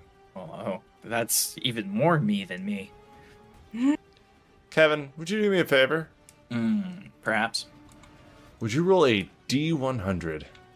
D100, coming right up, boss. Thanks. Shabam, it's an 83. 83. It's unfortunate, but you guys have a safe travel. Absolutely nothing happens. Whee! It gets a little cold, especially as you're going, and you're now into the winter weather, and you're right by the sea. So just the cold air mixed with this water just brings a bit of coolness to it. But since you're traveling, then it might kind of even out, because otherwise you might be out. Especially Mr. Andrak, his armor. But eventually it does get to where you can't see anymore. The sun is completely down. You're in the dark. And Aldora, you have a very high passive perception. And you hear pretty much nothing while the sun was up. You can hear people's breathing. It was so quiet. Besides Ethan, you can't really hear any animals, but that fellow's pretty loud. However, once it gets dark, you do hear sounds. They're off in the distance, but you kind of hear them. It seems like the dark has more life than the light. So what do you want to do? The sun falls. Perhaps we should make camp now. Is there any buildings nearby? Sorry, is there any what? Buildings. No, sir. Okay. You're just kind of on the bottom shore level at the base of the mountains. So it's kind of a mix of dirt and sand with some trees nearby, like a couple 100 feet away from the Gulf water itself at the base of the mountains. But that's it. I agree. We should make camp. If you want, I know this little trick that will help keep us in a little safe area. It's like a little. My grandmama always called it like this little protection dome, or a tiny hut. Okay. Well, I mean, it's better than being out in the open like this. Unfortunately, the little lizard friend isn't exactly little enough to fit inside. Then me and Ethan will be fine out here. You sleep, yes? Yes. Wait. I mean, human, so I do. Does everybody here sleep? Yes. Aldora's face is just so confused. He looks to Kiriki and Malachi. I rest. Sleep is less than achievable, but I can rest. Yes, I sleep. What a weird question. He looks over to Aldora and says, "If you wish, I can remain outside with your creature, and you can get some safe rest. You've fought a lot I today." was going to recommend the same for myself. I do not sleep. It's fine. Ethan is very wary of strangers, so it'd probably be the best if he stuck around with someone that he knows. Just for safety, I guess. So be it. Thank you. Does this, what did you call it? This trick, does it involve us being taken to a different place, or will we still be able to hear if Aldora and her creature are set upon by monsters in the night? What happens is we'll be in this sort of like dimly lit kind of area. It'll be opaque from the outside, like you can't really see fully in, but we can see out. So Very well. we can at least see her. Well, if the tall one doesn't sleep, then perhaps he can remain out with her to provide extra support, just in case. Yes. And Andrak will go and find a place to sit. Not too close to anybody, because that would be awkward. And he will just sit there. Okay, if you just give me a minute, you guys would just need to stand close to me, and I can form the dome. Malachi approaches and stands close by. As he does so, he holds his scythe out kind of to his side, and he opens his hands, and the scythe kind of turns into a shadowy mist and vortexes into his palm, and it is no longer visible. Ooh. Neat. Aldora's gonna be keeping her distance to not interfere, get in the way at all. So I kind of kneel down to the ground and I start casting Tiny Hut as like a ring of butterflies, of these purple butterflies form around us. And they fly up into the air to create this dome. Of course they do. Beautiful. Pretty. Oh god, under the dome. I remember the butterflies in that show. They were terrifying. I have never seen that. Yeah, it was a mediocre show anyways. So, just to be clear, Andrak and Aldora and Ethan are outside the dome, but everybody else is in the dome. Correct. And Aldora, you're going to sleep? Yeah. Alrighty. And Andrak, you are not. Gonna lean against Ethan. He's like a big dog. A very big dog. Alrighty. So, the first bit of the night. Andrak, unfortunately, it does rain on you for the first few hours. And Aldora, it does rain on her. But Ethan is pretty large. So she just kind of leans under his belly a little bit, and maybe he rolls over enough to shield her from the rain. But other than that, nothing much happens, just unhappiness. The rain does continue on for quite a few hours until eventually it clears up and the sun eventually rises and nothing happens. You did hear things throughout the night, but nothing came down towards the sea level. You're not really sure if the smell of the sea might have confused the senses of different creatures or protected you in some way, but you had a decently good night. Everybody wakes up, long rest, spells, hit points, hit dice. Thank God. Kiriki, you can minus your exhaustion levels. My what? Yeah. Your exhaustion take levels. exhaustion? No, I just gave it to her. That's rude. Is that why I had so many nat Absolutely ones? nothing has happened to Becca, and it's just making me sad. So we got to do something. I'm rolling nat ones. What do you mean nothing Left is and happening to me? That's true. You have sabotaged yourself. Yeah, exactly. See, I don't need you. I got me to do that. So you guys wake up. You got like 4 hours, and then you'll be at Thermopylae. It is kind of a passage town, so there's a good chance that there's trade goods there, and it's where a lot of people pass through. Adventurers, traders, champions, demigods, religious people, everybody. So there's a chance that people are alive. Oh, for when we were resting, could I have attuned to my gloves? No, you need an hour for that. You were only asleep for about 8 hours. I see. Interesting. You're gonna need at least like 6 more hours before you can take up that 1 hour. Cool. Yes, you're tuned to the clubs. I was just gonna bite it. I was just gonna be like, all right, guess I'll do it tomorrow. It's gonna be like, damn, dude. That is the lawyer tactics right there. Just keep talking until eventually everybody's so confused they give up. Sure. Alrighty. So you got your gloves. She's got her sword. Kiriki, did you change your clothes yet? Yeah. Yeah. Oh, that's right. You did it. You did it without thought. You were just like, let's go. I did that on the boat before we left. You chose to live. You chose winning. Yeah.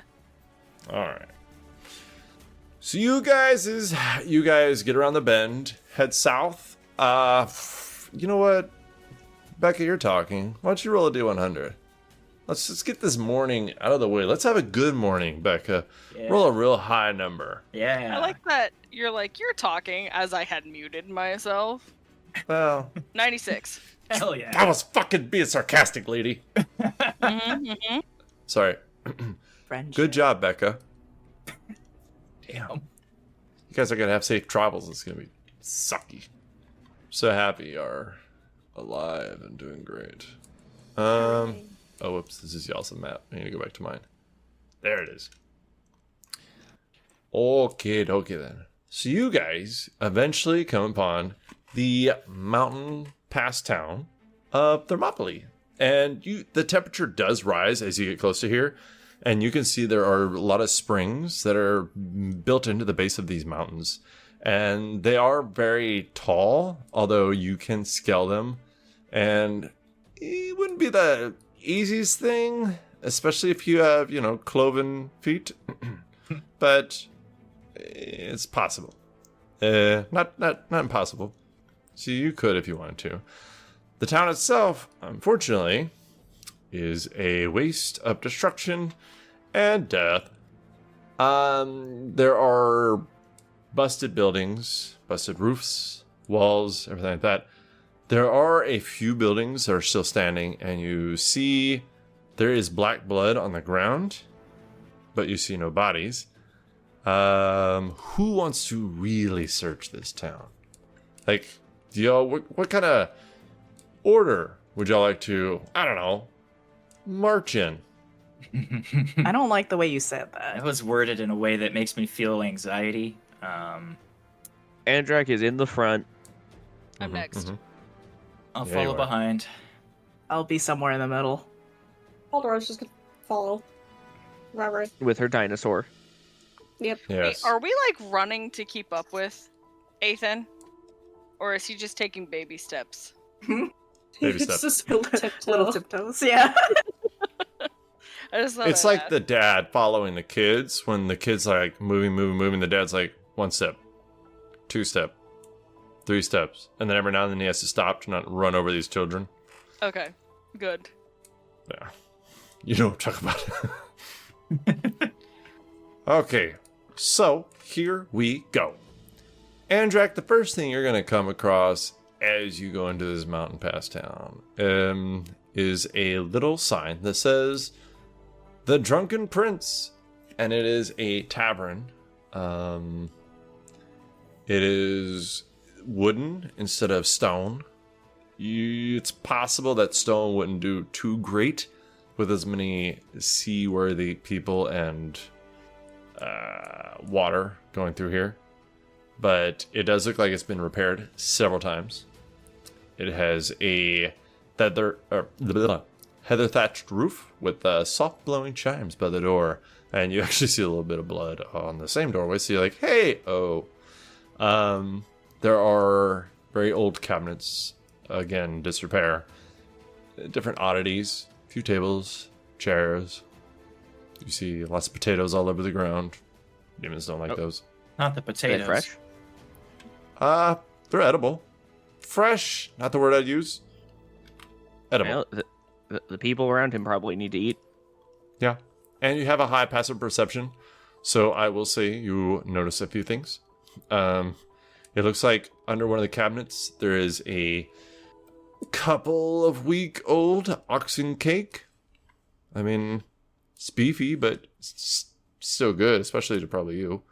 There's a pheasant sandwich with spiced rutabaga next to a spilled bottle of wine.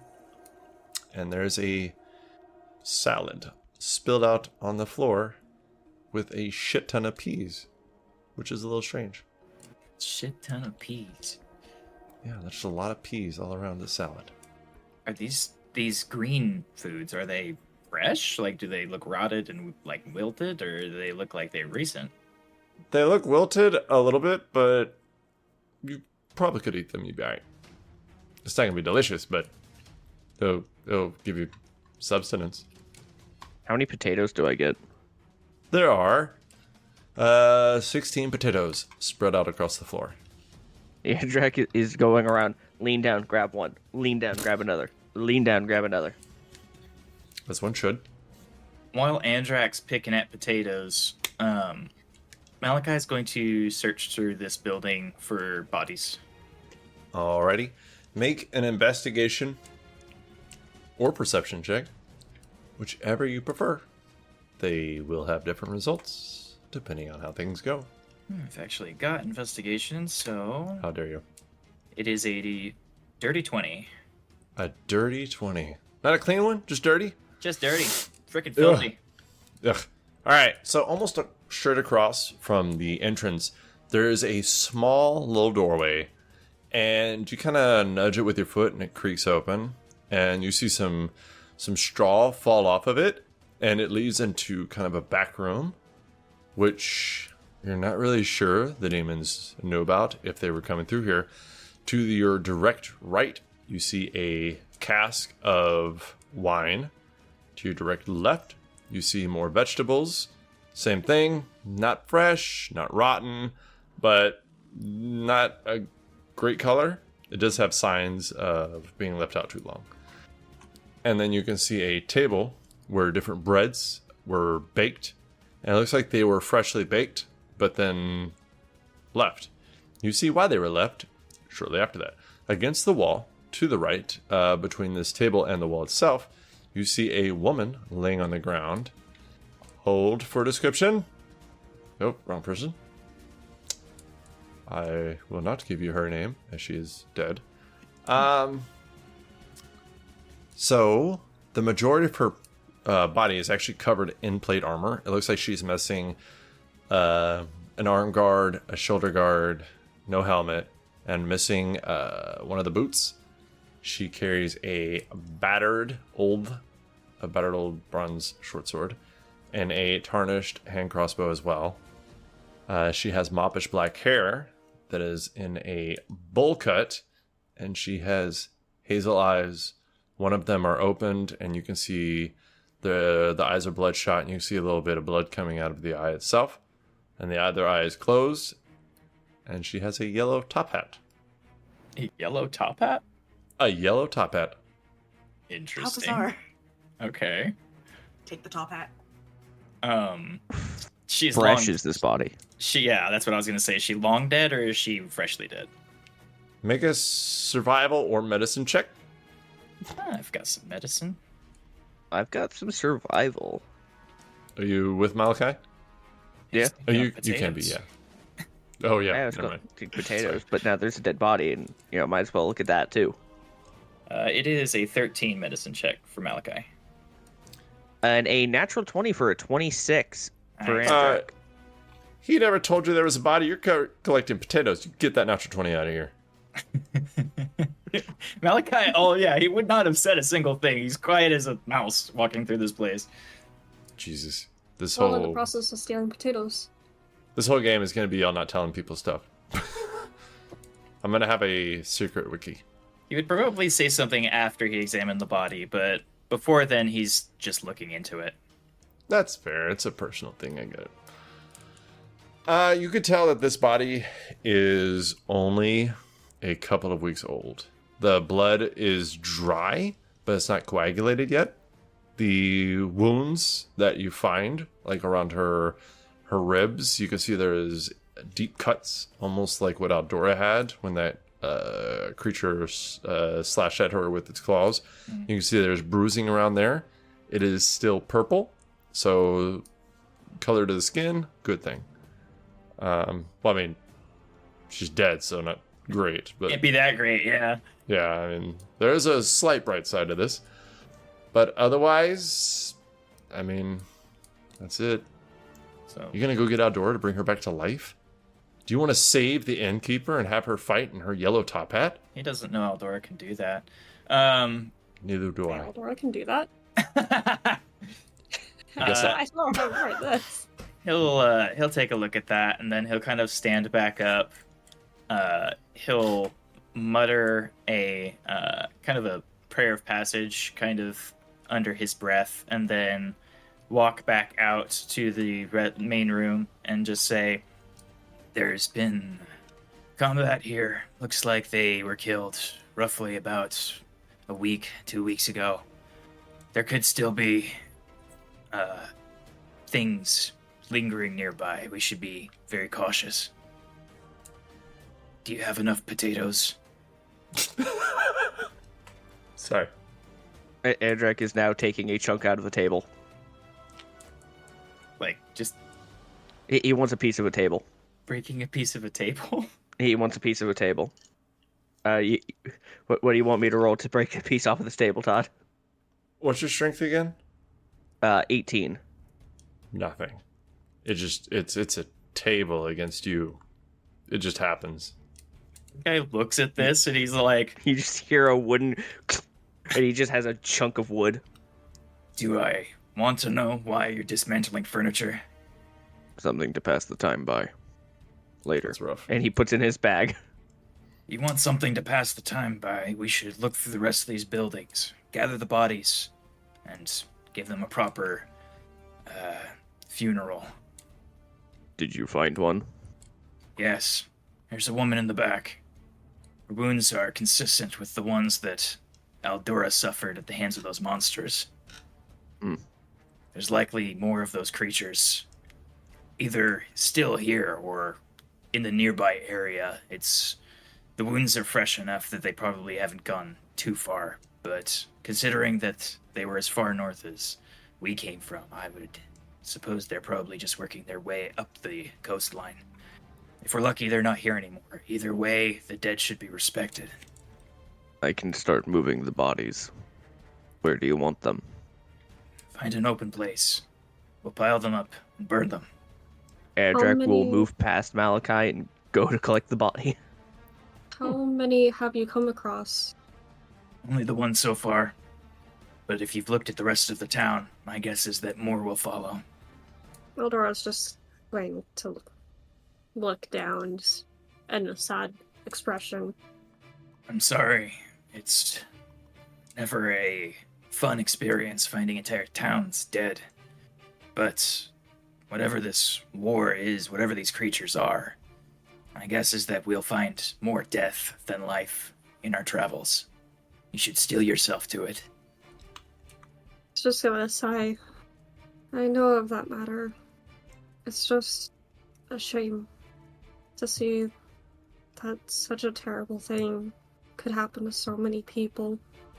I just wish I could have been there to save them before it all happened. I wonder where gods are in this moment. So many dead, I would have thought the champions would have rose up to stop this before we've gotten this far. Hearing the mention of gods being brought up, Aldora's just gonna remember the scene that she had seen involving Athena. Beating a mortal woman to death and cursing her to forever be a spider. Yeah, she's just gonna be remembering that. That's a fun memory to reflect on. It's just your average Tuesday, Tuesday with the Olympians. Seeing blood spurt out of her sides as legs poke their way out. Her teeth clatter to the floor as mandibles formed. That'll help you sleep at night. Delicious. 100%. So, Andrak, that doorway was a little small for you, but you are able to kind of nudge your way through it, and you can get her out as well. And Genesis, while they're in there doing their thing, I want to tell you about what else you see, because they're in there doing that, collecting potatoes. You and Aldora outside. Aldora, you have obviously a vantage point, so you can see pretty much anything everybody sees because you're 20 feet off the ground. Genesis, across from the tavern, now you do not need to go in there. I'm just telling you. You do see what looks like a small building. This one is made out of stone. You can see the columns and the marble. It looks like a lot more care was put into this. And it says Free Man's Bane on a little plaque outside of it. There is a second floor, but it is wood that was added to this fanciful marble. And there's a reinforced stone door on the ground that looks like it's broken in pieces. And there is an empty cage on the outside of it. Maybe something was there to advertise. And then a weapon rack on the outside that is empty. But you can see inside there is a forge. So it's probably would have been a blacksmith. I do kind of want to peer my head through the doorway. And kind of check some things out. Passive perception, I'll tell you right now, you do see a couple of things. So kind of in the corner, pushed, maybe stepped on, or maybe has a little bit of stuff piled onto it. You see a little pile of chainmail. And then you see another pile of stone with, it looks like a leg sticking out of it. So under that pile, there's probably a body. Okay, I will turn around and I'll call out and point out the pile of chainmail and then the leg. If you want, you can do a medicine check to see if they're still alive. I feel like they're not. I mean, you never. That is metagaming. I mean, There's I can roll if you want me to, but Genesis is not stupid. I might be, but Genesis isn't. Before I respond, let me look. Look here. Oh shit, you're right. Wait, is that really her? She has a 19 intelligence? Yeah, oh shit. I do. I do not give her enough credit. Right. Just don't take her headband off. Oh.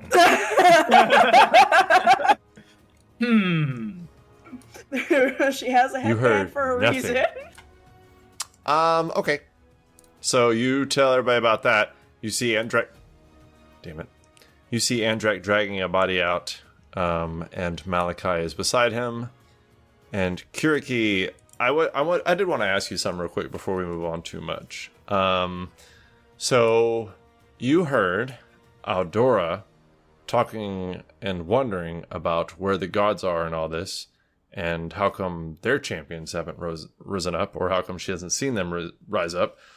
But you actually were on the other end of that, where you are one of those champions. Well, quote-unquote champions that rose up, and you fought with maybe more than even one on the front lines fighting demons. So does Kiriki have an opinion about that, or is she just kind of like listening and being like, Kiriki, when people mention champions, she doesn't think herself amongst them. So she knows that there were people fighting, but if this person isn't aware of what is going on, then she is obviously not worthy of knowing what is going on. That's rough, but I get it. Yeah. You weren't informed, you don't get to know. Kind of situation. Fear. That's just like being at work. It's on a need and no basis. All right. When Genesis mentions this body, who all wants to? Well, Andrak's already dragging a body out, so Malachi will go to investigate the body. All right. Hold on. Let me just look at something real quick. Does anybody with strength want to? I can go. Okay. I'm just putting it out there. I mean, you don't have to. Totally wrong. Flex. I'm strong. I'm not. Actually, you are stronger than average. You're just not. That's true. 18, but I mean, it's still strong. I am. I forgot you were a strong cleric. She's like, let me stretch and get this shit going. All right. So, Kiriki and Malachi, y'all go in this building. Genesis points it out. You do see the chainmail in the corner. You see the leg under the stone. And y'all want to start uncovering it or what? Yeah. Malachi is going to focus specifically on uncovering near the head so that he can get a pulse to see if they're even alive. I appreciate you not metagaming. Thank you, sir. Yeah, no, super dead. Like, It was the pause before it that really got me. I'm sorry. So, though it is a woman, she has blonde hair that's wavy and long. It's hard to tell what her hair might look like, or if she was a pretty or not pretty lady, because her head is, covered by rocks.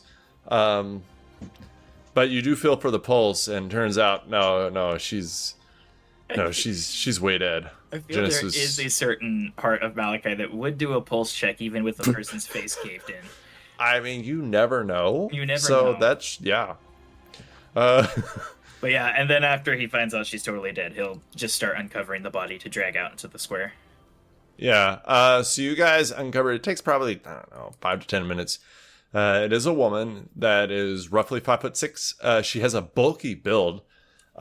She's actually quite muscular, but it's hard to really see the fineries of her body itself because she's wearing this. Gosh, I don't even know how to describe it. Genesis, are you nearby? Yes. Okay, cool. Will you roll an Arcana check for me? Arcana? Do you have that? I do. I Oh. do. Would you? I would appreciate it. Oh, you know what? Just for you. Just because you asked. Ah, 23. 23. Wow.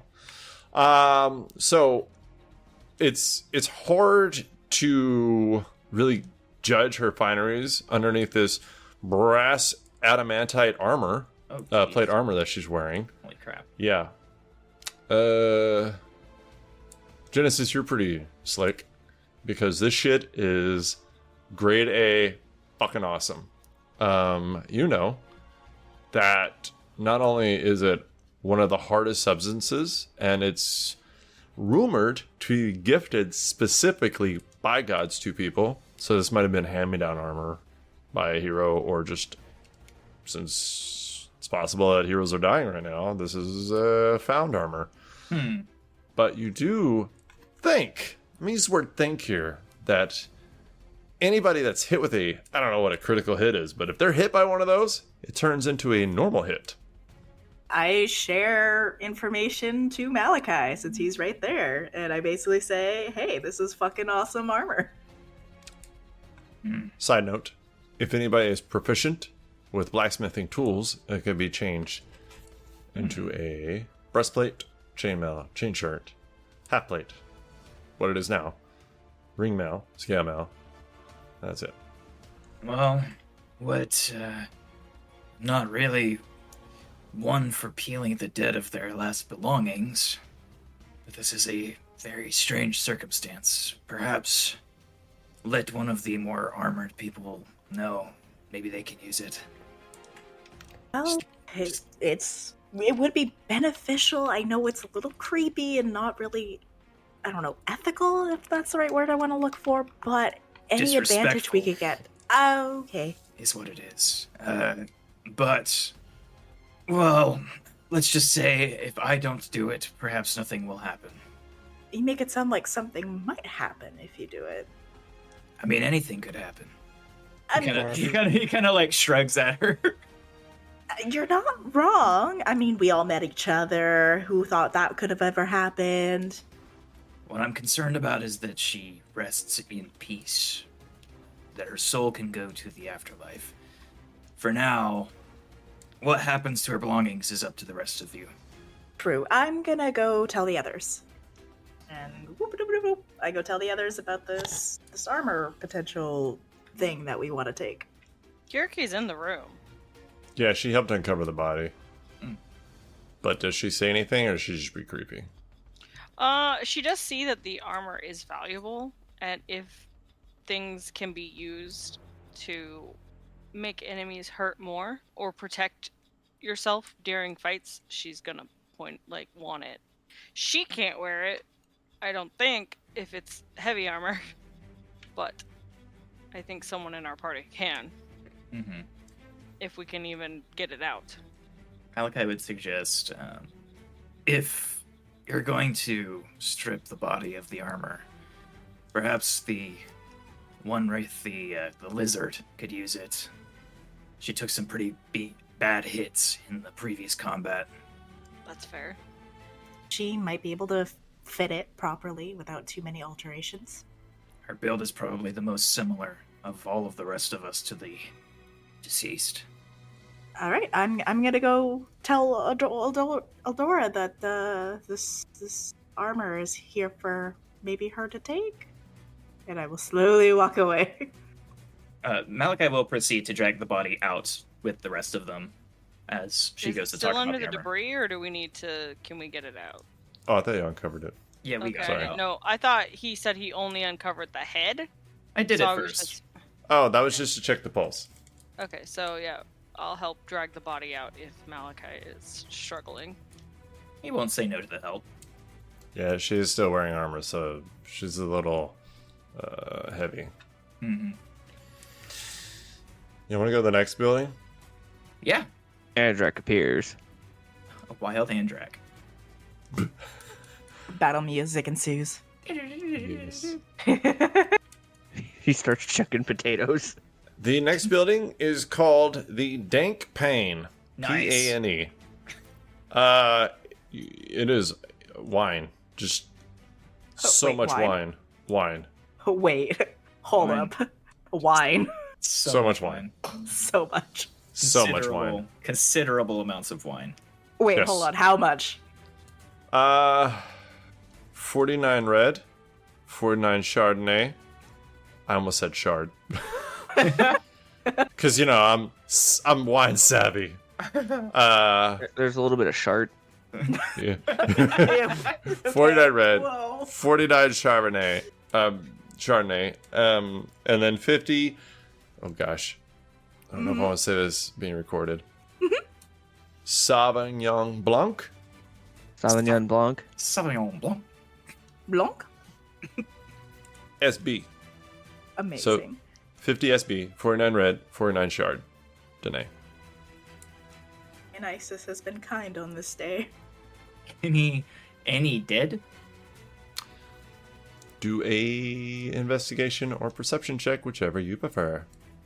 I'll always prefer a good investigation check. 11. Super not rolling high. Actually, that's a 12. I added the wrong modifier, my bad. Oh shit! With the 12. Yeah, there's your body. Why not? So there's a small L-shaped cabinet. Countertop towards kind of the back of the room between two windows, And it is there that you see a male. He has like bronze skin, very fine.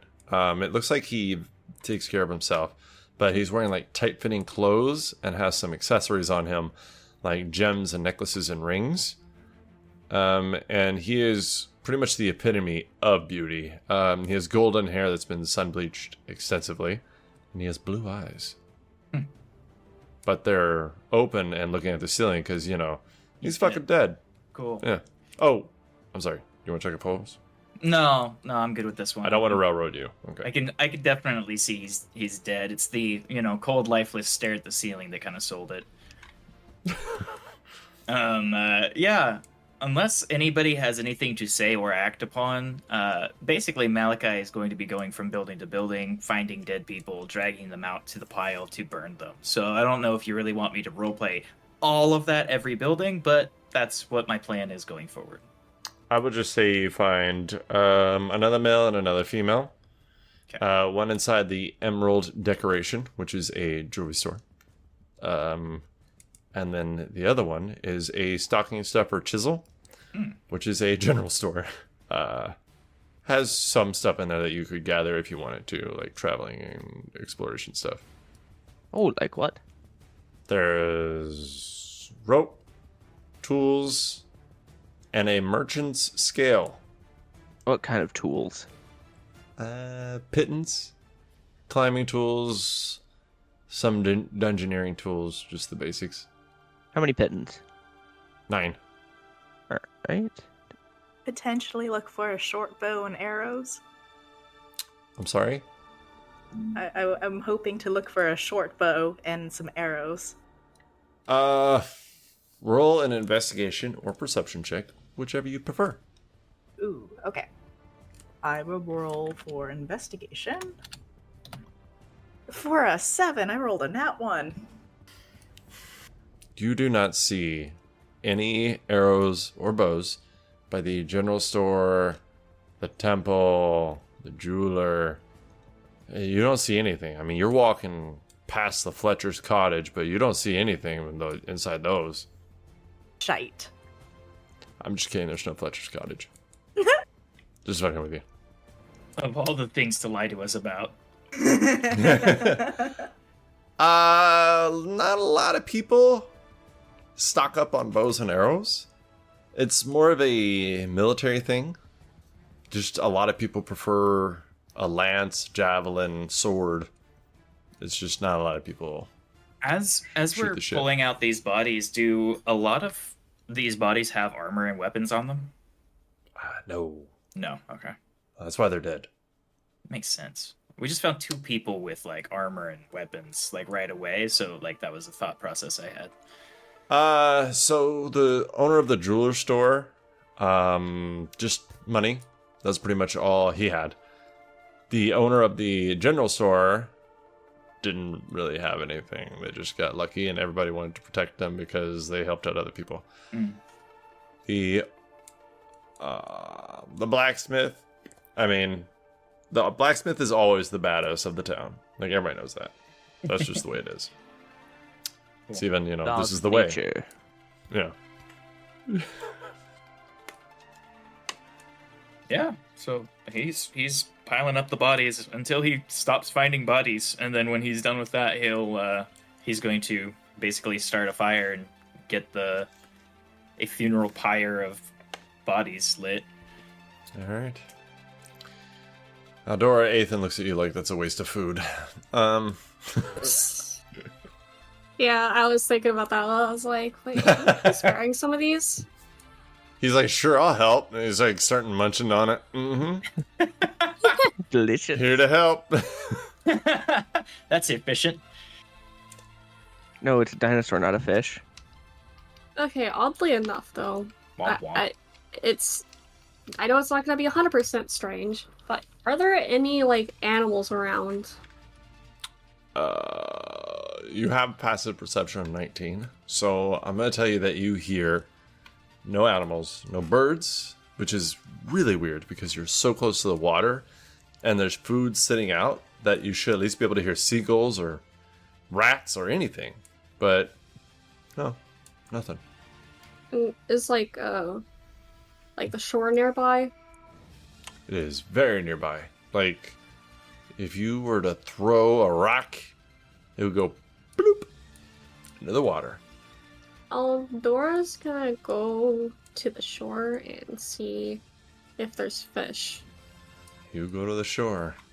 You look in the water. No fish. Damn. Do you touch the water? No. I I'm just sorry. go to the edge of it and just look, try to see if I can see any nearby. No. I will say... Oh, go ahead, sorry. Oh, no, I was going to have bad news. You go ahead. Oh.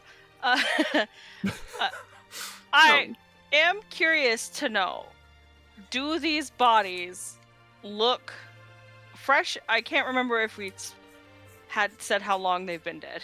We determined that they were killed. Well, the first one at least was killed like 2 weeks ago, roughly. So they don't look. The right word I want to say, but I shouldn't say, is edible. What the fuck? You're talking about the dinosaur, right? Yeah, definitely the dinosaur you're talking about. What? Yeah. Yeah. What? No. Yeah. No, I'm talking about the bodies. So, Todd, question. Sup? Do the bodies look edible? It's been a while. I live for questions like this. Has it? Probably, considering she's just been mostly around people. Oh. So, Kiriki. These bodies do seem pretty edible. Do you have survival or nature? Yeah, let me check. I should have, I think, nature. No, but I'm pretty smart. So, How smart? I have an 18 in intelligence, so it's a +4 to my nature. All right, you want to go ahead and roll nature real quick? Yeah, I love that this is a secret. I didn't realize you had muted everyone until I looked back. So funny. Something so need to be 22. known. A 22. So Well, I get a tummy ache. they are edible. But it is strongly possible that eating things that were killed by these dark creatures, as you ran into on the other side of the sea, could have some effects on you. Yeah. All right, I'm going to unmute people now. I just want you to remember that. Got it. So, what would you guys like to do as the bodies start burning? Question, what the fuck just happened? Well, that's a fucking entrance. Malachi just happened. watches the fire, kind of gets lost in the flames. Aldora would be like, damn, that was a weird silence. Wow. But they That don't was really take funny. a moment of silence for the dead where you're from. No. They do. Airdrak will start carving that piece of wood he had. Oh. Is it gonna turn into a potato? No. He's gonna whittle it down into the shape of a boat. Could I have grabbed some bottles of wine? Up to 148. Okay, That I ought to said be enough. I just want a couple of bottles. I didn't know how long you Why? were going to ask that, so I just figured I'd cut to the chase. I mean, Airdrak is not pack muling alcohol. we have a T-Rex, so Saddlebags! I no. mean, We Clink, don't have clink, a T-Rex. clink. Aldora has a T-Rex. I see We- T-Rex we is just- coming in handy. We just need to get saddlebags of holding for the T-Rex. And then we'll never need to worry about carrying things again. Is it considered a handy haversack of that size? I don't know. Maybe. who Maybe. knows? Yeah, who knows? You're the DM. Yeah. Just get a giant purse. I mean, that's a pretty funny, T-Rex. so yeah, I gotta do it. I'll tell you what, The first merchant y'all see that sells satchels, he'll have one of those. Hell yeah. Noise. All right. Where else do you want to go in this dead country? What a way to phrase it. Right. After the bodies burn to a relative char, Malachi will turn to the rest and say, "Should we keep moving? It seems like there's nothing here." Yeah, it's roughly 11 a.m. I guess after all the searching, more like noon, 1 o'clock. The sooner we head out, the sooner hopefully we can stop any catastrophes to happen again. The state of this place does not leave me with a lot of hope for anything further south. Question, Todd. In my travels, I, as Kiriki, does Kiriki know the pattern of the demons that they seem to mostly come out at night?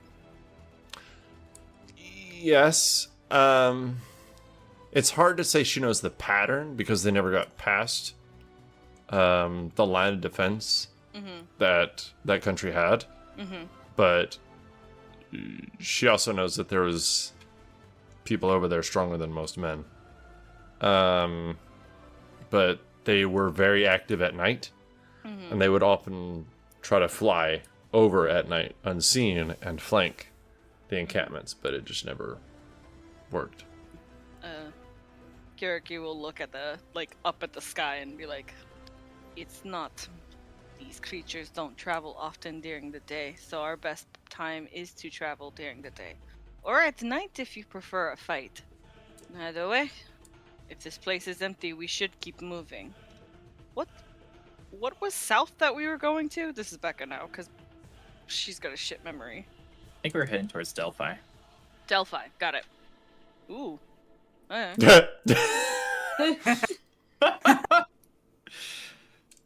brain can't process shit. We encountered the entirety of the last party. Oh, whoa, wait a minute. Everybody plays their characters again. I have not 100% worked out how this is going to go, so should be fun. Sounds like a you problem. Fuck no. And did you see the dragon man fishing? Huh? See the dragon man fishing. What was the other? Is this the town that Andrak had pointed out to us on the map? Oh yeah, this is Thermopylae. Okay. Because it was on the way towards Delphi, because we were heading south towards Delphi, as Malachi had mentioned. And Andrak had pointed out that Thermopylae is on the way, and we can stop by, see if we can either save anybody or see if there's people here. There's not. They're dead. We're burning them. I mean, facts. Also, just kind of... Malachi probably doesn't need too much, but probably should do, just gather what supplies we can for the road ahead.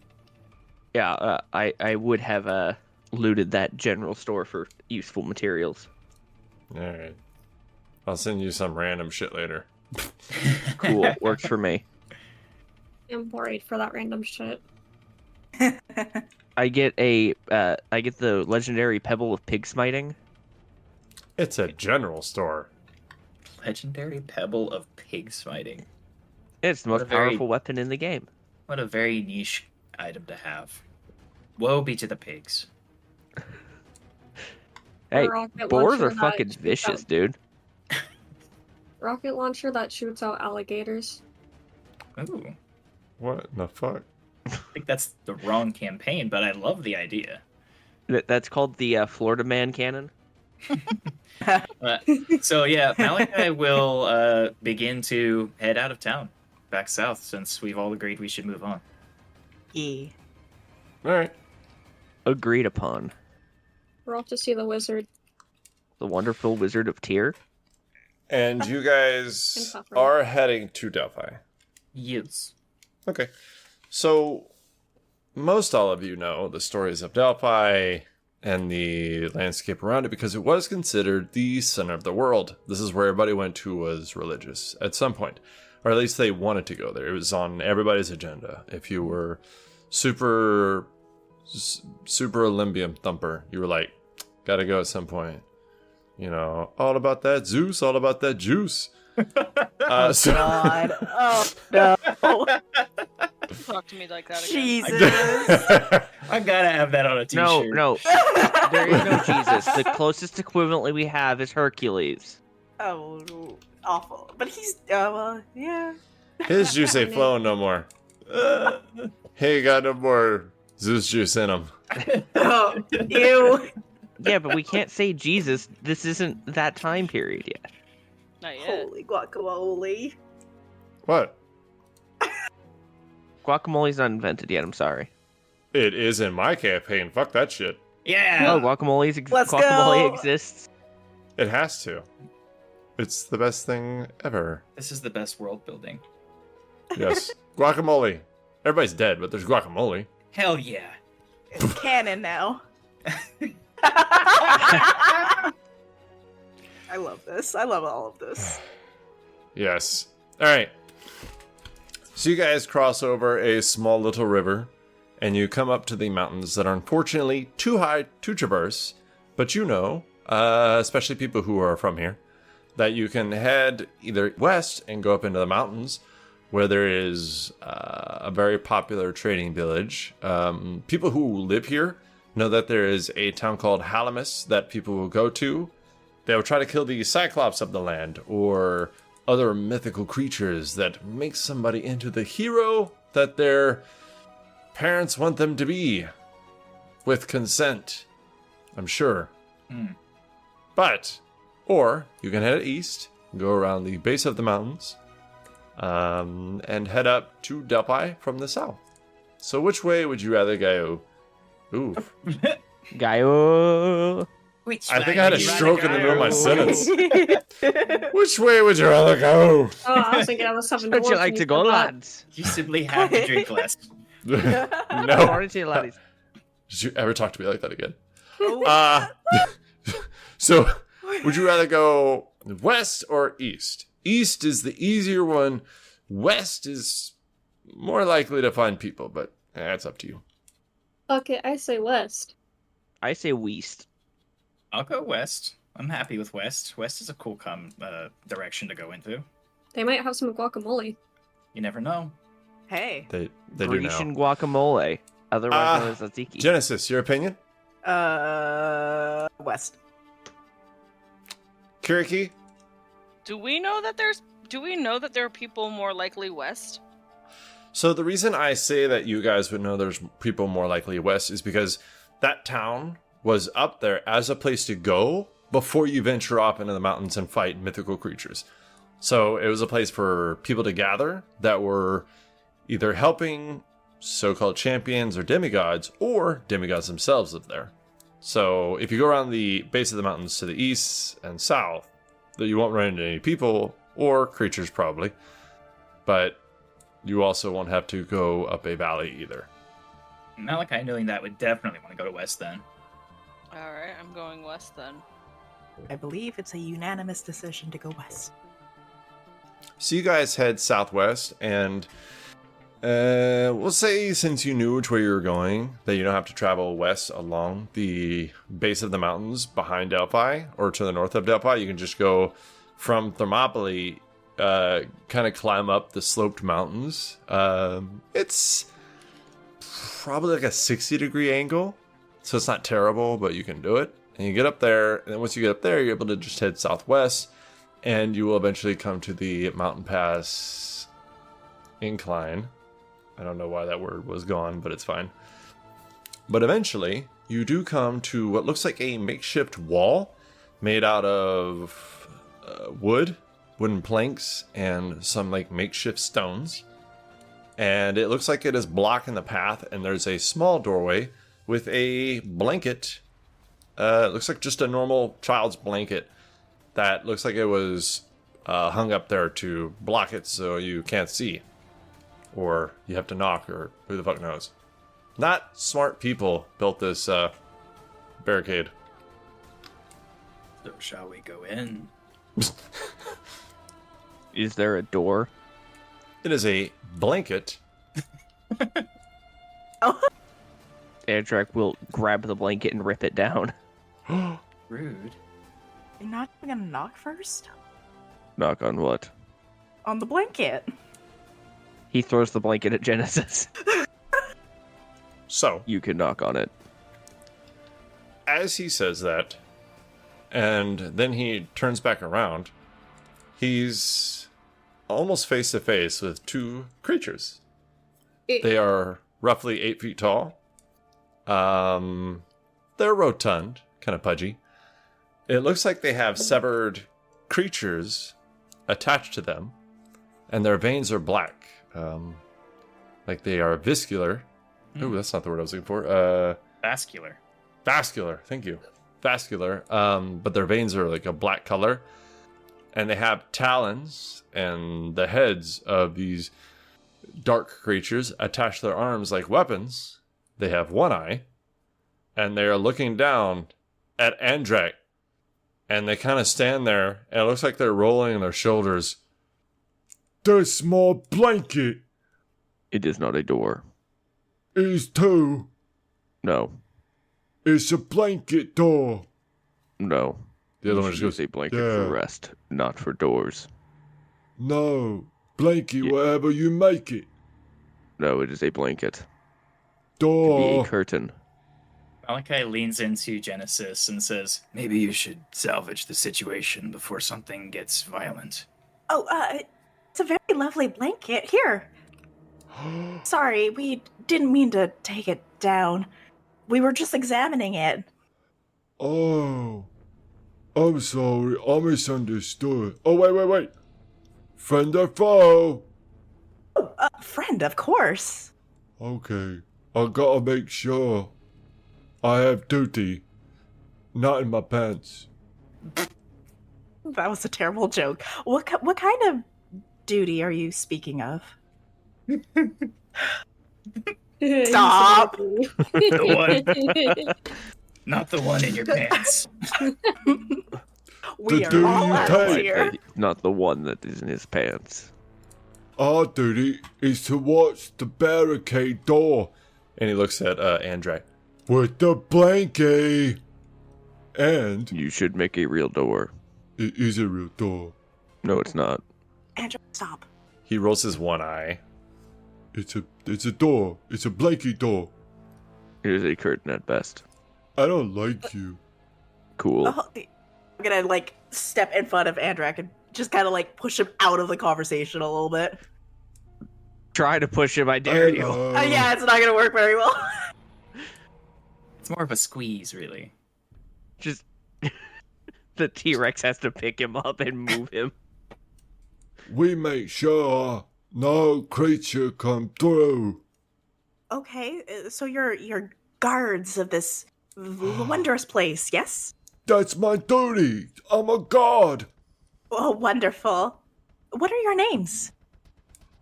I'm Gib. This is Gob.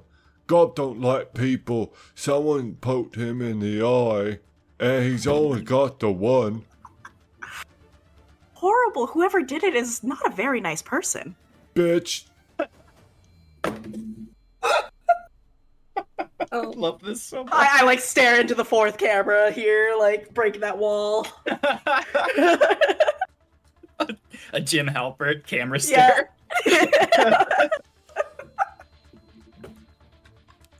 What are your names?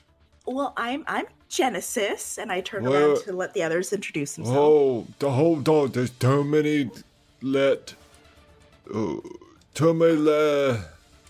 Letters. Yeah, those. How about this? I don't allow many people to call me this, but you can call me Jen. Jen?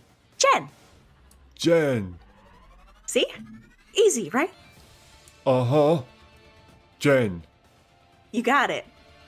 Gay. So, then I turn to the rest of the group. Introduce yourselves.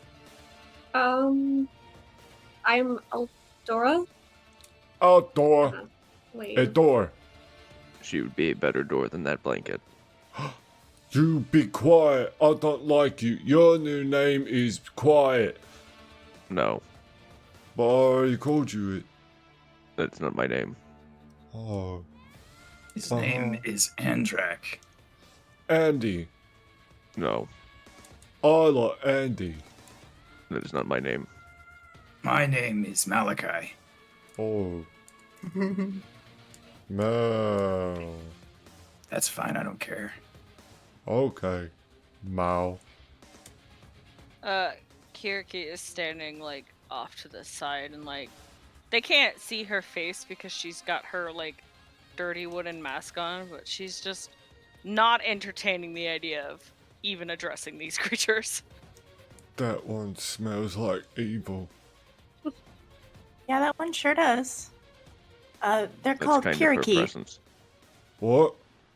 Their name is Kiriki. Do not give my name to things that's not worthy of knowing. That's not a very nice thing to say. These I can't say that anyway. These creatures aren't smart enough to understand. I smart. I count to 4. Congratulations. What comes after 4? He said he can Oh. count to 4. I usually just challenging start him to- over. You're challenging him to count higher than he knows how to count. What's the point in that? We're wasting our Because time. it will make him smarter. Hold on. You talk fast and use words. Oh, I got a headache. I want to eat. Okay, bye. He turns around and starts walking away, and you see this very large tent across from the smaller tent. There seems to be one road leading from the east to the west. Or I'm sorry, from the north to the south. And you're coming from the north part of it.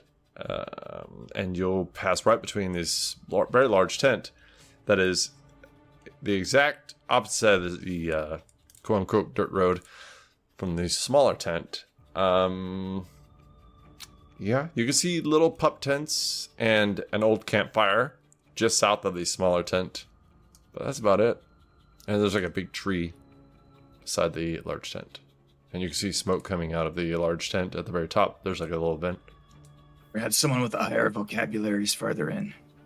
As he's walking in, you see he like moves the tent to the side, and he opens it like a door. Like he goes from one and then just like pushes in on one side, like there's a invisible doorknob there. And you just hear him go, Winnie! Perhaps this Winnie is somebody who can speak more fluently.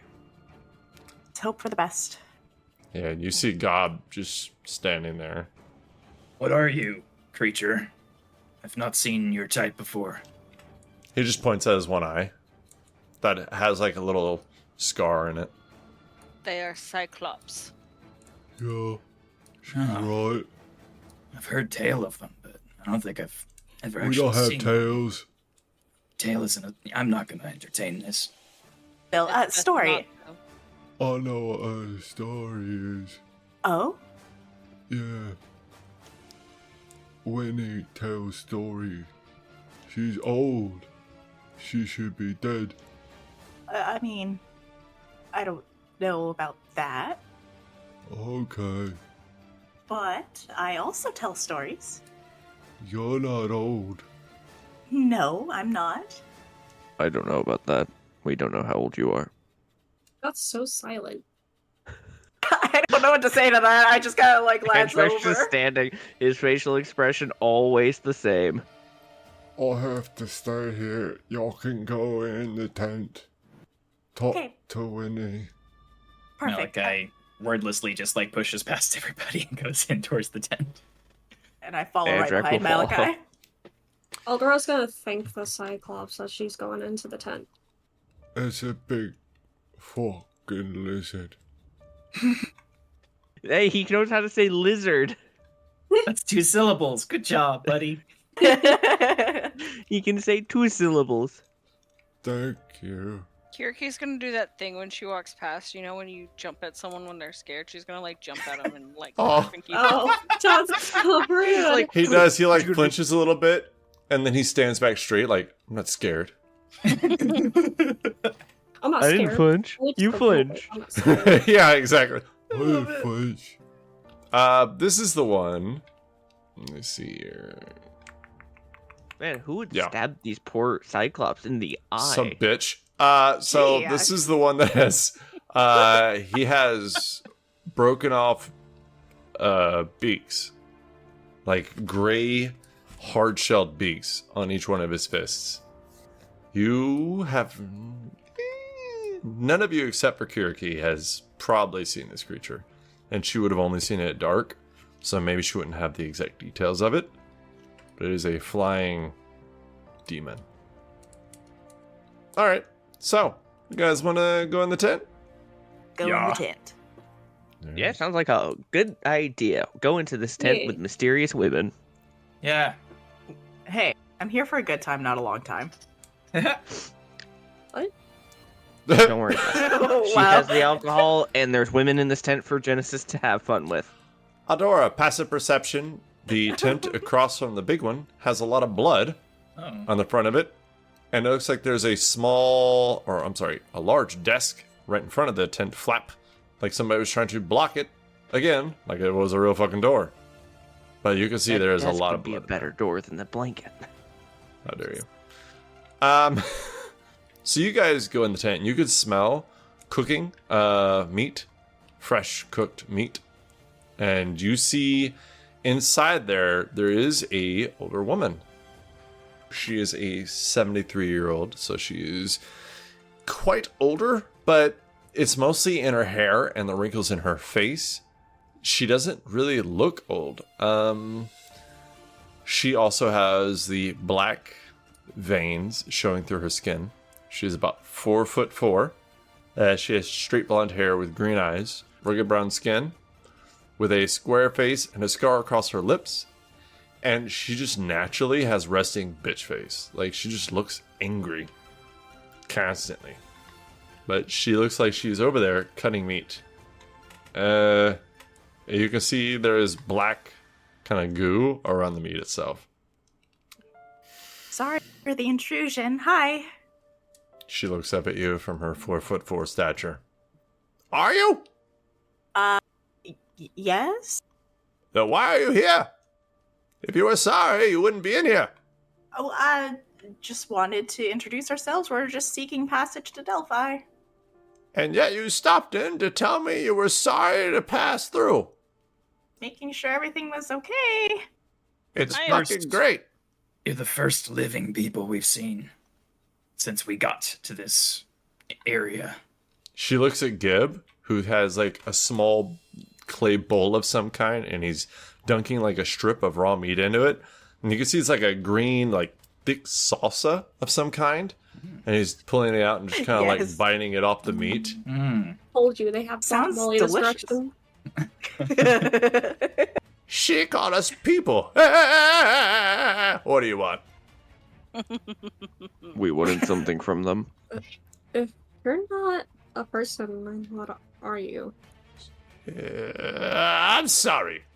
She like wipes her hands on her apron, and you can see there's still blood on her hands, but she holds it out anyways. My name is Winifred. I'm fucking innkeeper. But nobody comes here, so I'm just an inn, and I happen to be here.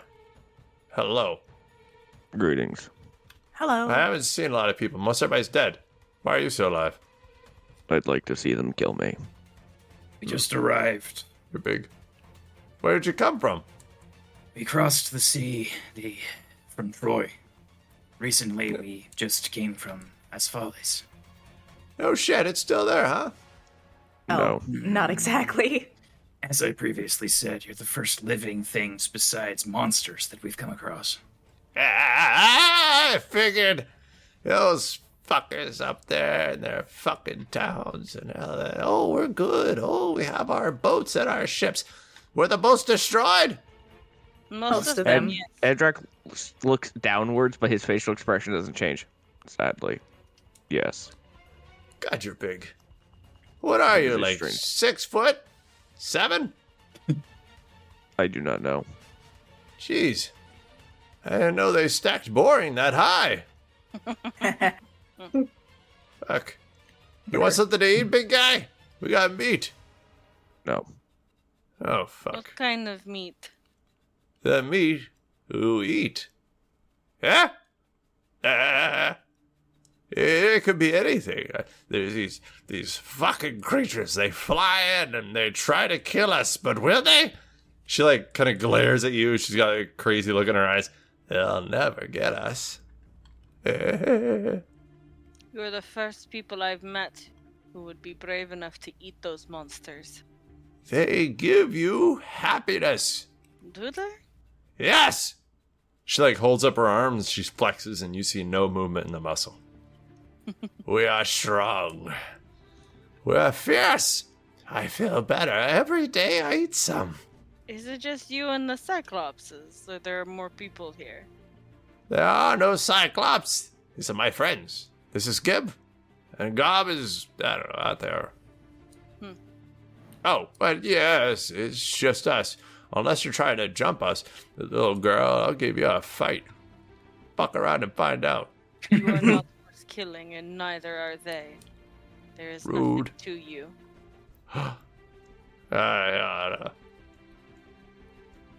Oh, that's it. I'm not going to actually make a threat. That was all I had. Not start any fights. Maybe perhaps we can exchange information, like what sort of things to expect up ahead. Death. Besides death. What of Delphi? Has it fallen to these beasts as well? Fuck no. There's these strangers. They came through and they keep taking people there, gathering them in one spot. Because, you know, one fucking time wasn't enough for them. They got to take more people there to be taken all over again. And they're all like, we're going to save and make everything better. It doesn't work. Anyways, yes. So, Delphi fell. Of course it did. Like demons and shit rolling through here. So then these people, not even people, these strangers, like they were, I don't know, like half people and half creatures. They came through. They were nice enough. There was some good, some bad. I don't care. But anyways, they came through. They made Delphi good. They cleared out the demons. They had, what's her fucking name? Delphine. She was over there guarding it. They pay her. So they hired a guard, I guess, to guard it. I haven't seen her in person, but I've heard the stories. Are they true? Probably not. Is everybody still there? Probably not. You gather everybody in one spot. What's going to happen? The demons come, they kill everybody. That's the way it goes. Can I make a history check to see if the name Delphine rings a bell? Yeah, Sure. same. I would also like to do that. Yeah, go ahead. It was a perception check? History. History? Did I'm you say sorry. perception? I don't know why. She I wants just to perceive Delphine. Next thing you know, she's going to inside a boat. Can I insight check the boat? Oh, yeah, sure. Where are you trying to steer it? All right. History or religion, how'd y'all do? 21. 25. 14. 11. 21. All right. Did everybody roll history or? Yeah. I'd planned on rolling history. I was going to say I would change it to religion to get a modifier bonus, but I'll just stick with history. All right. I rolled history. Okay, so 25. I'm just going to cut to the chase. Usually I build my way up, but 25, I think we can just cut to it. Delphine is the she-serpent that Apollo defeated when he first created Delphi many centuries ago. He named it after Delphine, not really in honor of her, but more of a torture to her because it was rumored that she was still alive and kept in a prison underneath the temple at Delphi. And the oracle at Delphi was almost like a guard, and that's why it was rumored that she's powerful, and she's given direct power by him. So if Delphine is the one guarding Delphi, that might raise a couple of red flags. I had no interest in going to Delphi, but now my interest is only piqued. We should head there immediately, if this Delphine is still floating around. You want to wait for Okay. steaks? No. This place was once known to house heroes and other champions of the gods. Do none of them live I'm sorry, what do you mean? Champions of the gods. Uh-huh. Yeah. Do like none what? of them walk this earth to fight these demons any longer? Do you mean like this specific mountain, or like this country, or what are you talking about? I think he refers to this country. This country, this specific place used to be a gathering grounds for heroes like that. Does it no longer serve that purpose? Do you know what a hero is? It's a fucking person waiting to die. That's all. It's nothing. They come, they want to be a savior, they want to be the good guys. There is no good guy. There is no savior. There's the alive and there's the dead. Your champions, your heroes, they're all dead. You know why? Because of ideals. Take them, shove them up your ass. You are more of a fool than I thought, old woman. I'm an alive fool. For now. Your age will catch to you soon. That's just not nice. I'm young at heart. That Seems won't like these save- people have Hiding nothing to behind. offer. We should just leave. I agree. We should keep going. Hiding behind Cyclops does not make you any better at living than anyone else. That's a lot of armor. It's a lot of stupidity. Thinks runs in the family. I weep for those who came before you, and those who would come after. Let's get out of here. Winifred glares at Kiriki. Oh no. Hold me back, Gib. You're lucky he's holding me back. I do not think he is. He's like 20 feet away from her. He is not, in fact, holding you back. Malachi will slink out of the tent while they're doing that. Andrak just turns around to walk away. He does not care anymore. That thing that Aldora saw before entering the tent, it was across at a different tent, right? Yeah, a smaller one. Aldora's gonna try to see if anyone, look around, see if anyone's watching, and she's gonna try to investigate that a little bit. Roll a stealth check and roll an investigation check. Genesis, before you leave the tent, Winifred is gonna go, "Hey, you seem nice. There's nothing but death here. You should leave." I can't leave. I'm looking for 2 people. Until I find them, I won't leave. Looking for someone in a land like this is almost pointless. But I wish you luck, girl. Thank you. All right, Aldi, what'd you get? For the stealth check, I got 17. For the investigation, I got 18. Ooh, so you're 1 point above everybody's passive perception. Except her own. Yeah.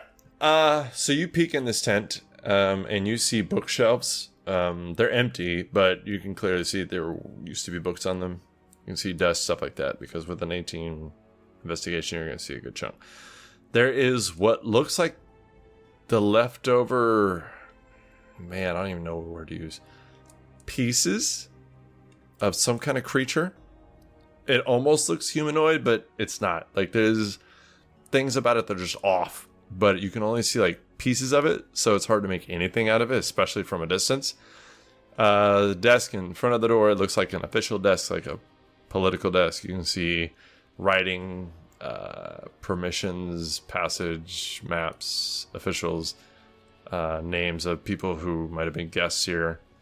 And then you see a small hatch in the back of the tent, like a little small door, like a door that leads down into the ground, and nobody sees you.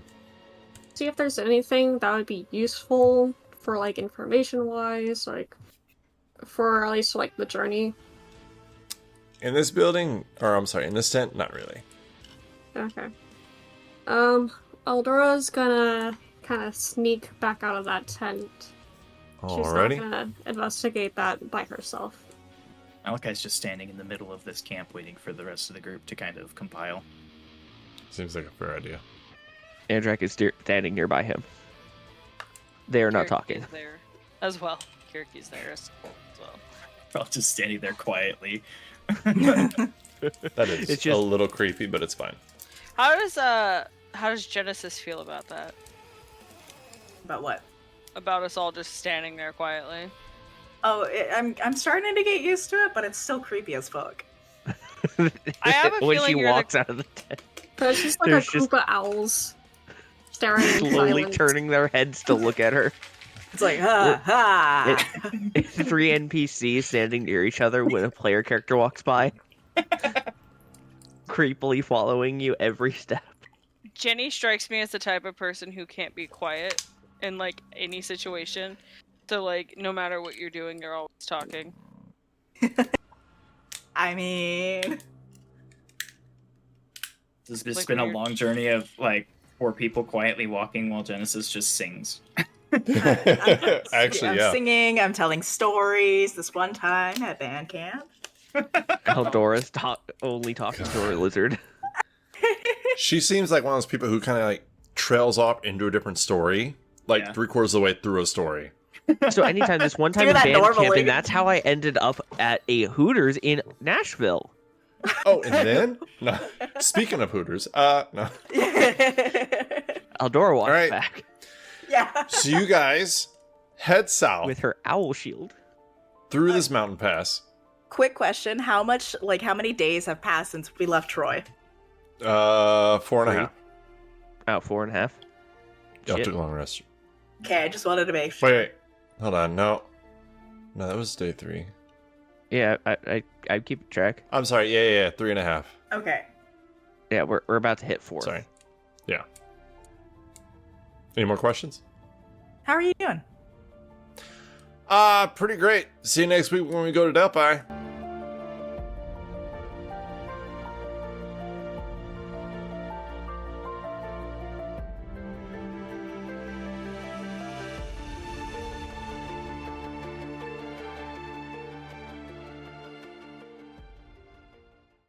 Hi, I'm Kevin, and I play Malachi, the Hexblade Warlock. Damn it.